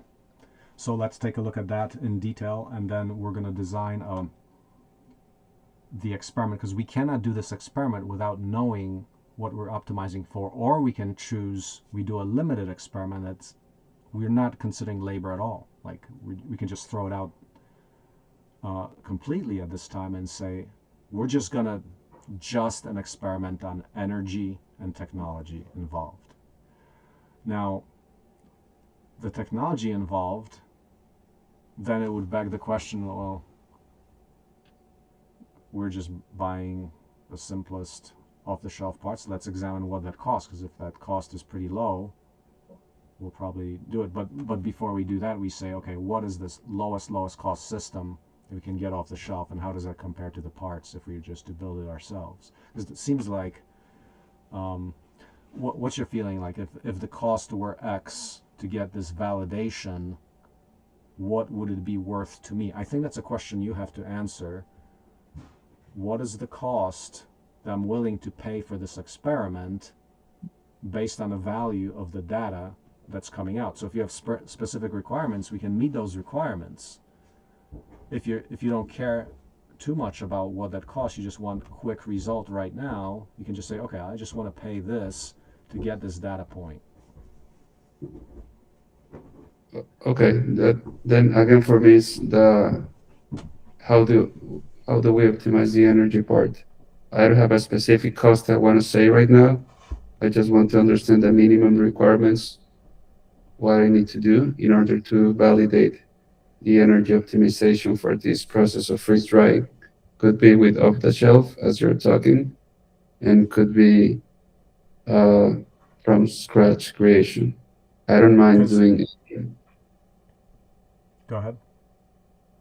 I don't mind doing any of those two. It's just what makes sense on the energy perspective. And I kept asking this because I see on the open source wiki the 100 kilowatt solution, but can we do it with much less? You mentioned 1 kilowatt, but how would that be? That's still my question. How what? How would that validation with less than 100 kilowatts would work? Because you're doing a much smaller quantity. So if 100 kilowatts is for a 200 kilogram batch, you're saying that in 1 kilowatt, I'm going to do a 1 kilogram batch. Then you can say, do you believe the assumption that, okay, I've got this? Maybe the test is really about, okay, I put in a kilowatt, and maybe you can even, to me, it sounds like the easiest thing is, can we find somebody that has a machine and we just rig up a PV system for it? Then you're not worried anything about the machine itself. Can you get a collaborator? So this goes into the actually in our method into 5. We're going to find more capital. So now you're finding somebody who has a machine, and we're just going to go up to them and say, hey, I'm developing this breakthrough cost structure on energy. Can I hook up my PV system to your thing and make it run? And we could get data. That would be one way to test it, right? So that On, would be my immediate thing. Just find somebody who's got the thing and just let's rig up a PV system for it. on a bigger scale, makes a lot of sense for me. But just for starting now, I would say I buy a very small machine, the one that holds the 1 kilowatt, validate the concept, and when we want to scale into a big process machinery, I guess that's the moment to go with someone who already owns a facility with bigger scale and just connect the PV solution. But even right now, why not do it for the small scale? Too much effort to find somebody who has a small scale machine? In my specific city, yes. Maybe in other part of the state or even US, Right. no. Okay, and then the question becomes, okay, pen's mightier than a sword, right? We've got the internet. Of course. I could have so, um, still I so want because of the waste already have. For me, it would be a very interesting point to do it myself, understanding the whole concept from energy to the process, even if it's a very small scale. okay. So you're And that's hungry for a little, little practical action. yes, I want to know about what I'm doing, offering, processing, the full scale. Okay. So we should probably come up with, if that's one of the drivers, then you probably want to design yourself. We can conceptualize a system. What are all the elements of this system that you're testing with clarity for why they're in there, and what information you're going to get out of this. So let me clarify just for my thinking here. So are you saying that if we can, well, I mean, we have to clarify this, so I'm clarifying it with you right now. What is sufficient for you to show in order for you to go up to a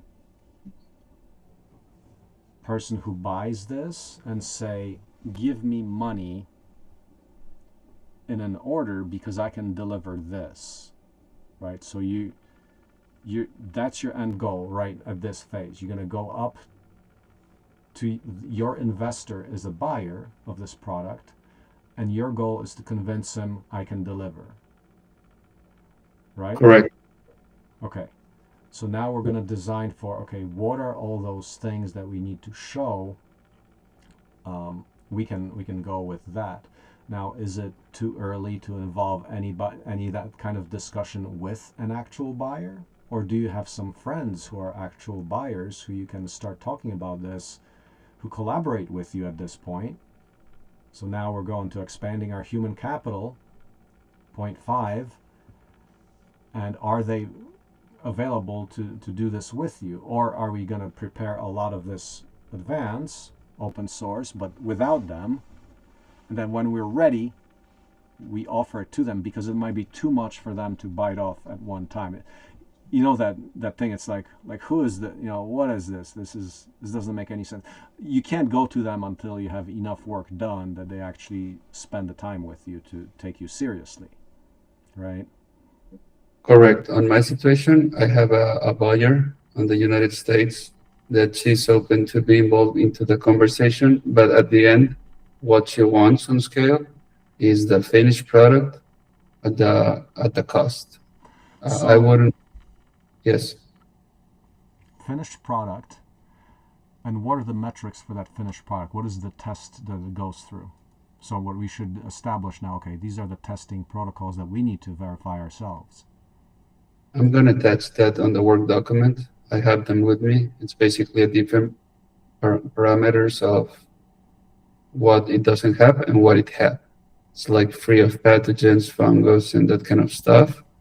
And what it has to be the ingredient of the whole fruit in powder. Ooh, the open That, source flexure microscope diagnostic lab comes in here for the yeah, biological count.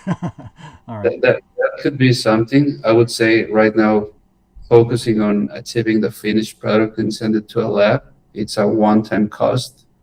Could be enough for the validation. But after, in an ongoing operation, it makes a lot of sense to have your own quality control department with the open source microscopes, of course. Sure. My open source or not, open source is always better. Yeah. Um, so if we produce a kilogram, that's, let's say that's the assumption, but one question would be, what is the minimum amount required? And the second question is, what is the practical amount we can produce that makes sense for us, that doesn't cost us any more? So you're thinking that maybe if you go to a lab, how much do you need for a sample test? 200 grams Do you want to design a production system for 200 grams of this right now? for 1 kilogram, For 1 kilogram. You want to design for 1 kilogram. because that's our unitary market measure, price That per kilogram. makes sense. Or we could do it by pound. But again, because not understanding very much energy, what would be the ideal infrastructure energy-wise on panel, on battery, on Inverter. converting? Yeah, Okay, so you need an inverter and photovoltaic panels that are going to run these pumps and systems. So you need, for a kilowatt, let's say it costs about a kilowatt of energy to do this. You need about a kilowatt of panels, probably like about two or three panels right now. So you need that. It's going to cost you only, a kilowatt. At very small amounts, it's going to be like, what is a kilowatt? It's 20 cents per watt. So it's a kilowatt costs $200. So you get yourself a few panels, like two or three.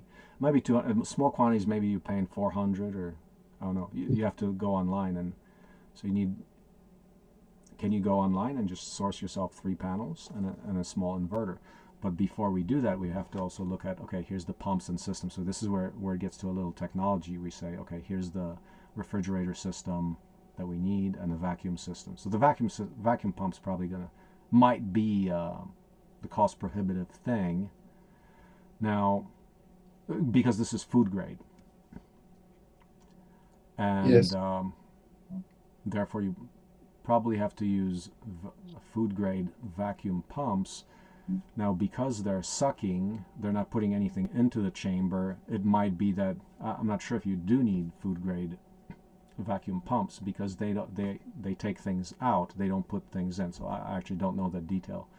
It may or may not be required.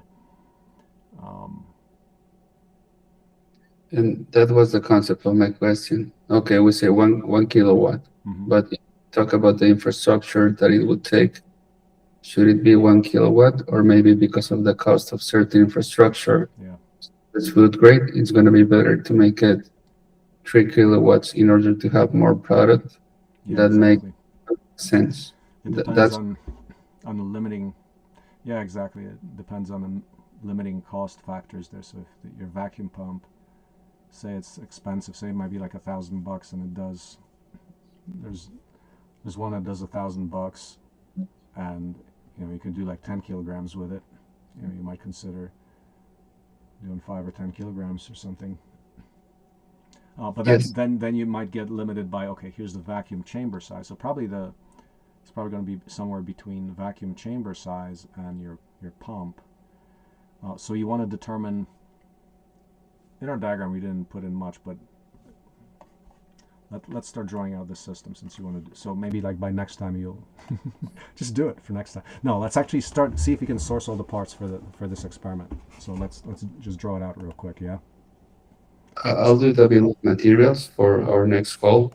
I know what we can draw now. It's not limiting what I'm saying. It's just I'm talking about what I should have ready is Yeah. the bill of materials, the corrected measurements of the processes by temperature, hours, and the components each process needs, including labor, material handling. Yep. And that should be it, right, to move forward with this. Yeah. Do you want to go through a quick diagram of what components you're needing? Oh, yes, I was just talking loud to record it, and after I see this call, record it to put the task I need to do. That's about right. So system breakdown. So experimental. What are we doing? So cost validation, system breakdown.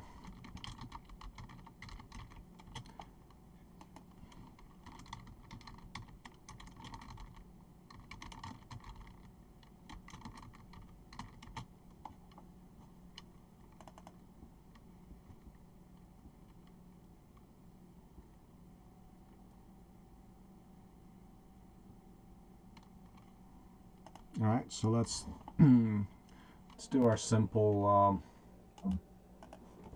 bubbles.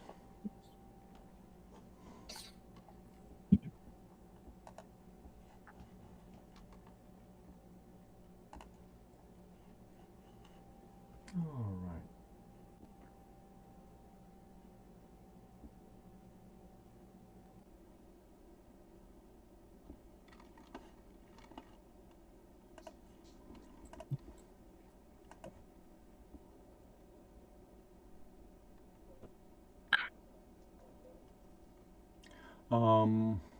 Freeze dry project here. This 100 kilowatt freeze dry project. Let's see.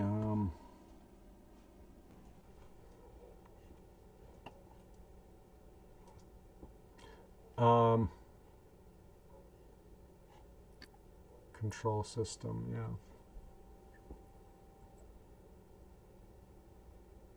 Yeah, you did this chat here. That's, let me see. Yeah, you showed me this one here. So you can actually pull out components from this one. See that one? You have a list of a lot of, because now it's going to get into, okay, we're going to get a little more specific. Okay, so I'm going to, yep. So PV panels.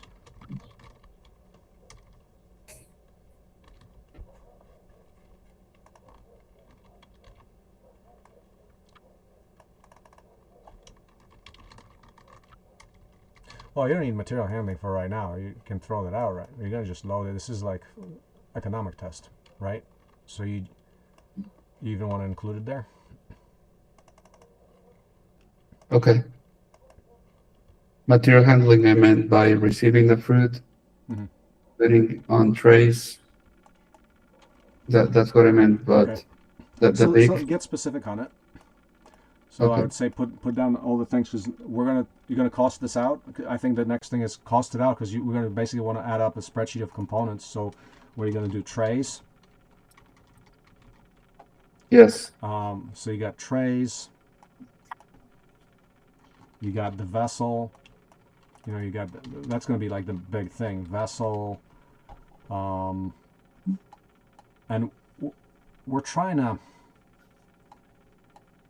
like for a vessel, you have to make some assumptions. Like, are you going to take like a 12-inch pipe and just weld some opening doors on it so you can load it and put some tubes on it, and those that go to the compressor, heat exchange coils. Okay, so we kind of have to go through a lot of these things. So vessel, we know there's a vacuum pump.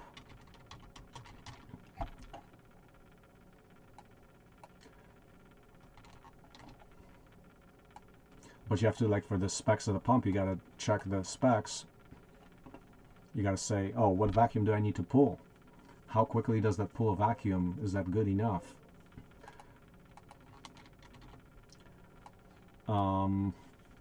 Because it's a vacuum, you're going to probably need a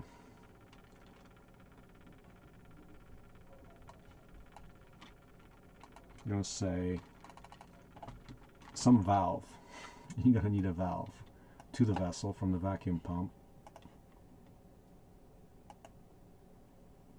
I'm going to just draw lines for connections. So we're just doing a general simplistic breakdown. And this is actually where you have to validate this. You can go through chat and you can say, okay, give me some more detail about how this is actually connected up. We're just going through a process of thinking about it ourselves here. Vessel's got trays. So the inverter is going to be connected to your vacuum pump, or let's see, inverter, you probably have like an outlet panel, like things you can plug in, like assuming you got a power cord, like a outlet panel, like outlets. Let's assume that these are AC outlets. You're gonna go into your vacuum pump. PV panels are connected directly to the inverter, so there's that. It can be simple AC outlets. In this inverter system, you've got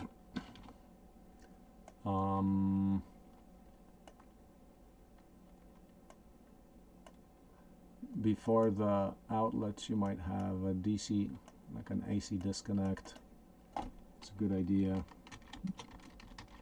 Or you can go without it if you want to, but you can turn off the inverter instead of an AC disconnect, if you want to just cut power to everything.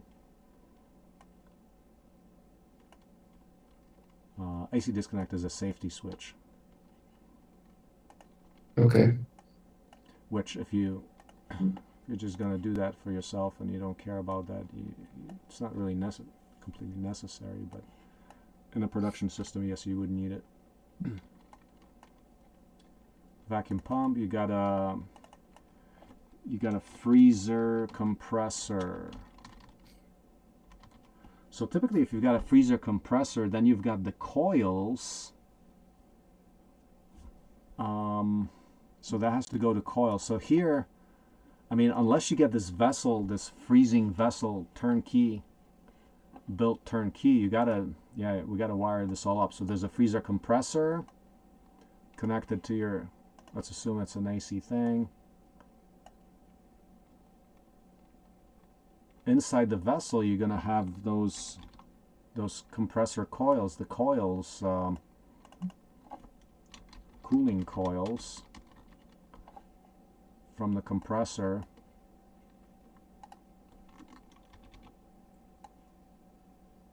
And they're inside the vessel.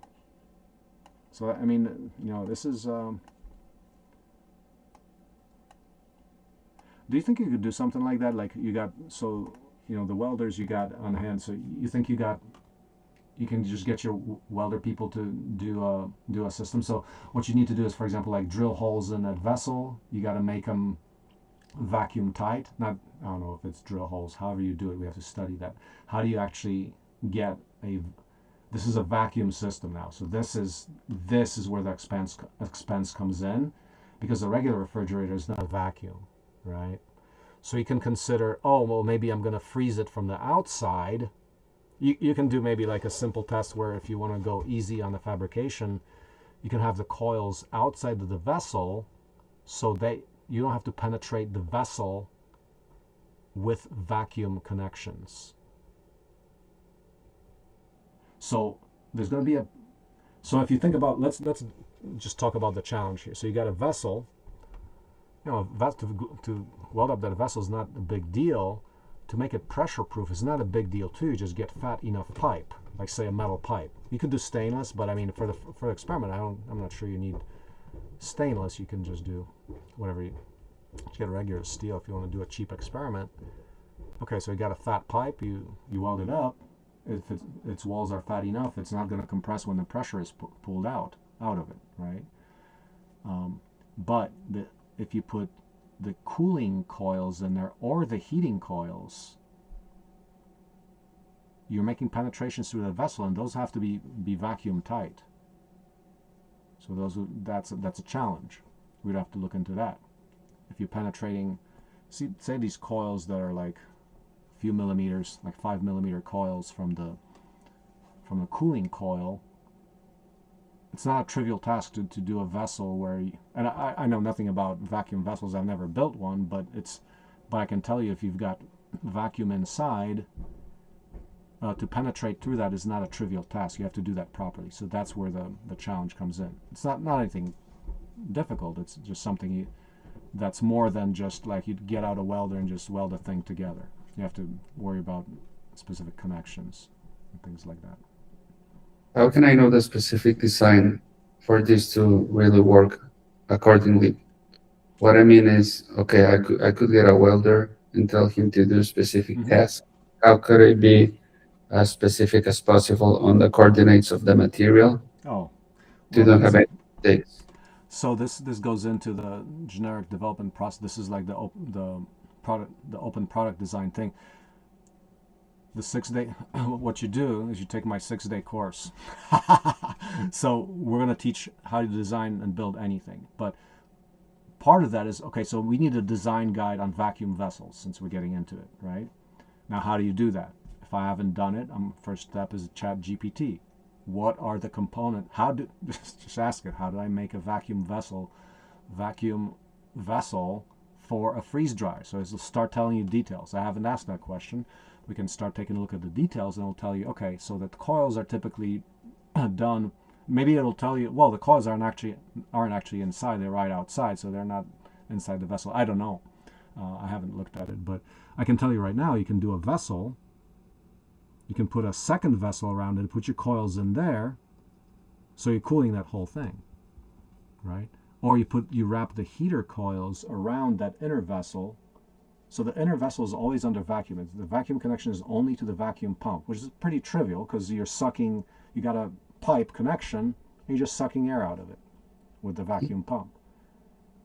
Yes. That's easy. That's some airtight fittings, but rated for whatever pressure you need. So you have to consider what's the pressures involved, what are the temperatures involved. But start by saying to chat, how do I design a vacuum vessel for a freeze drying machine?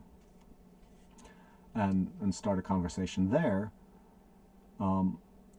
So here we're just listing some of the main components. There might be some trickery like, actually whatever the valves are, you can, because at some point it probably sounds like if you're pulling that vacuum after you've got the vacuum, you might be continuously sucking air out, because what's going on? You're actually getting the water.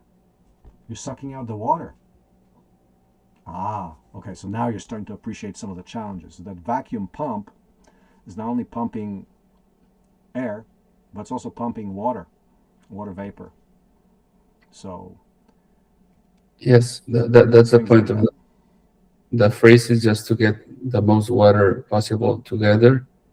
Then that ice it's taken away, and the vacuum is basically to take the last water that's stood after the freeze. That's Okay, why it but takes. what happens to that frozen water? It sublimates, right? So that Yes, has to be gotten out of there, otherwise you're not going to get drying. So I would expect that the vacuum pump is sucking that. So the ice then turns into gas. That's sublimation. Sublimation is yes, defined as solid going straight to the vapor phase without water. So if you got that vapor, who's going to suck that out? It's probably that vacuum pump. Unless the way it's, I have no idea how these things are designed, but I would say, well, the vacuum pump could probably suck out that water too. It might be that we find out when you ask Chad that, oh, it actually has a separate water pump, or it collects water in a different way or something. I don't know. Um, I, I will paste two different videos on the document. mhm. There are different mechanisms. The more professional ones, the bigger ones, they have a special room where they do the instant freeze drying, and then they have like a current of air shot to put that ice away. I'll put it on a video. It's going to be easier to understand there Yeah. than explain it. So out of those videos, you can actually, out of that, we have to do this. Um, we know we've got coils that are either inside or outside the vessel, but you have to cool that thing. Or are you saying that in some systems that's the freezes happens in a completely different vessel, and then you go through, you actually take it out? On one video, so yes, it's a different vessel Mm-hmm. that, that took the biggest part of the Mm. ice freeze dried with Mm-hmm. a push current of air, and then it goes into the vacuum vessel. It's a two component, but much more efficient. Okay. Yeah, and that maybe that allows us to actually do a much quicker prototype for that. So what else are we missing here? You've got, what else are the big ticket items we're missing? Trays. What is the simplest system that could work? If you had a vacuum pump going into a vessel, you put your fruit in there. You got a freezer, so you first. Is it true that you first freeze it and then put the vacuum on? Yes, So if we think about the absolute minimum system, you need power so that your PV panels, when it's shining the 8 hours, you got the inverter going to, you got AC power, so you can actually run these things. And we might say like, oh, you might be right. It might be like 3 kilowatts because the smallest devices we need that much. So small inverter.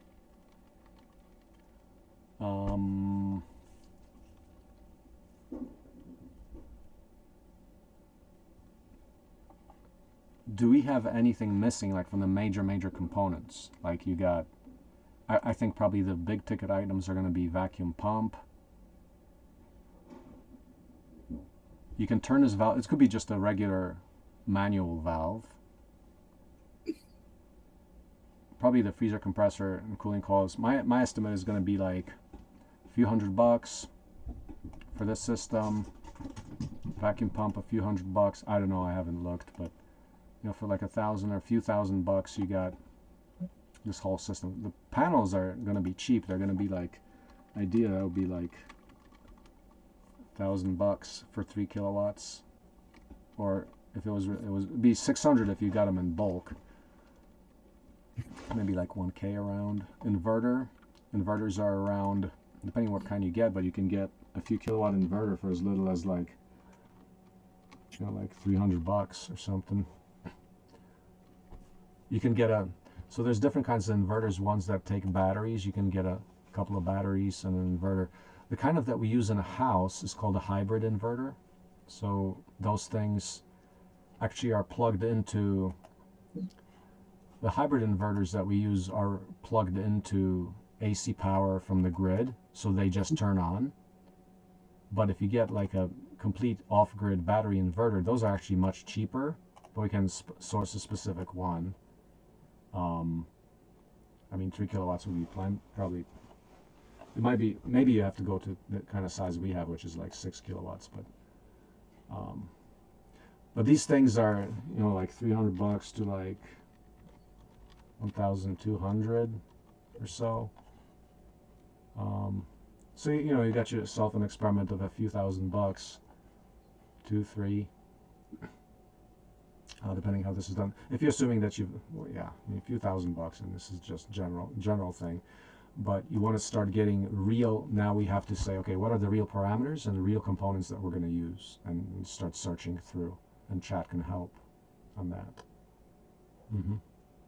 Yes, I got the idea on how to define or present information. I'll just work on it.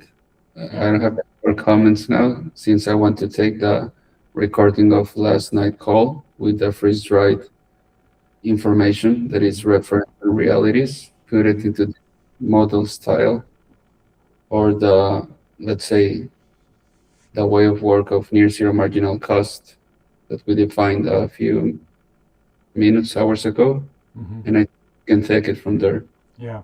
And then, I mean, what we're doing here is, this is if you're like producing this yourself, but I mean, the other option is, can you just get any cheap off-the-shelf small dehydrator that would do that for you? How much would it have to cost to, we're basically going to compare it to your own build cost to see, okay, is it worthwhile? Which route is worthwhile? Which one do you want to take? Okay, I'll have the alternatives as well. Mm-hmm. Mm-hmm. Do it yourself or market-wise? Was that a question? No, I meant for next call, I'll have both alternatives, the do-it-yourself or the market. That sounds good. So let's do it. And then you'll actually get to test out like this PV, like you'll get the actual sourcing, because it seems like if you don't have the experience on it, you really got to convince yourself first that it's doable. But once you see the components and select them, then okay, you see, okay, this is how much it's costing, and this is what it would cost if I had the whole 100 kilowatts. Mm-hmm. Yes, how fast can the part of the PV panels can be built? I'm asking this because the Blueberry validation center I have, I wish to connect it into PV panels as well. So that's why I'm asking for a time frame. How much? Like, 3 panels, and you can lay them on the ground and connect them to the inverter, and it's going to take you like an hour or two to do that. I mean, you don't need anything specific. It's a day project. It's not something you need. Okay. Right now, you can get 3 panels, connect them together, plug them into the inverter, depending on what kind you get. But you can have that AC power coming right out of that inverter. If you get the regular off-grid inverter, those need batteries, so you need to have a little battery bank, but it's car batteries or whatever, and that's like 5 minutes. You can connect a basic system in 5 minutes. If you have all the components in front of you. The solar panels connect to each other with connectors that already are found on the panels, and those connectors on the panels plug in almost directly to the inverter. You do need depending what kind of inverter. If you have multiple big systems, you need combiners for the PV. But here, if you just got like a few panels, you don't need a combiner even. It's just one string. Okay. But you have to look at the specific panels, because you can do like, depending what kind of inverter, they have different inputs. If you use the one that we use in a house system, which currently costs, actually I'm getting those ones for $1,000, but you can have one string that goes with like 10 panels, which that means, well, 10 panels is actually like 3 or 4 kilowatts, and you just connect them all in series and plug them right into the inverter, and you've got AC out the other side. That's Got it. That's it. Yeah. Okay, I'll do it soon. Work in this information first, just to have the clarity on the components, then do the pricing structure, Mm-hmm. with the availability of components on the market shelf. Mm-hmm. And probably in 2 weeks, I'll be building this for the blueberry test plot and have it ready also when the freeze dryer comes. Yeah. That, Yeah. Absolutely. That's good. That's good. Let's get some. Let's get some. So the minimum test is going to be like we're going to do a kilogram, and we're going to. So basically, our goal right now is to get to a kilogram of dried powder as soon as we can. yes, that's Okay, it. that's cool. Now that's we'll see how when you look at the devil's in the thing that the reality check is going to come in at the place where we decide how difficult the freeze dryer is versus okay, too bad, we got to just get it off the shelf. But you have to start with a concept understanding. What are you doing there? Is it physically doable? Right? I mean, physically, it's actually a very simple system. It's a vessel, it's a vacuum, and it's a heat and cool. The heat is very simple because that's a heater element wrapped around your vessel, as simple as that. And a cool is you could have, you got your vacuum vessel, you got your compressor and the exchanger, the cooling coils, right? And they're just outside in this big box, freezing that whole container. It's insulated outside so you're not losing heat. And then inside is your vacuum vessel. So you're separating the two things, and vessel plus vacuum, that's an easy connection. So conceptually, holy cow, we just developed an open source freeze dryer. Conceptually, it's that simple.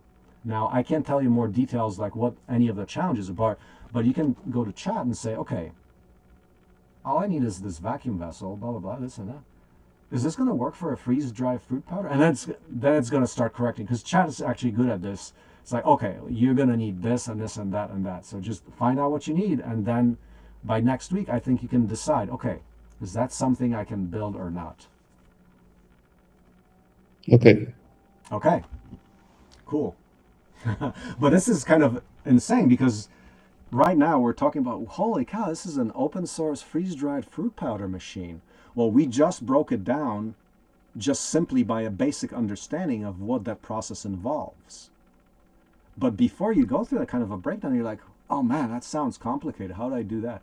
But when you break it down, you see that, okay, it's actually doable. So actually, looking back at this, it's like, wow, that's pretty cool. Like we just understand what the basic steps of that are, and therefore we can build it. And that's how all of this magical learn how to design and build anything kind of works. Is if you know how it works, you can design a real system around it. So Yeah, it's really congratulations, we're almost there. We're almost there. oh, it's a compounding benefit for sure. Yeah. Okay.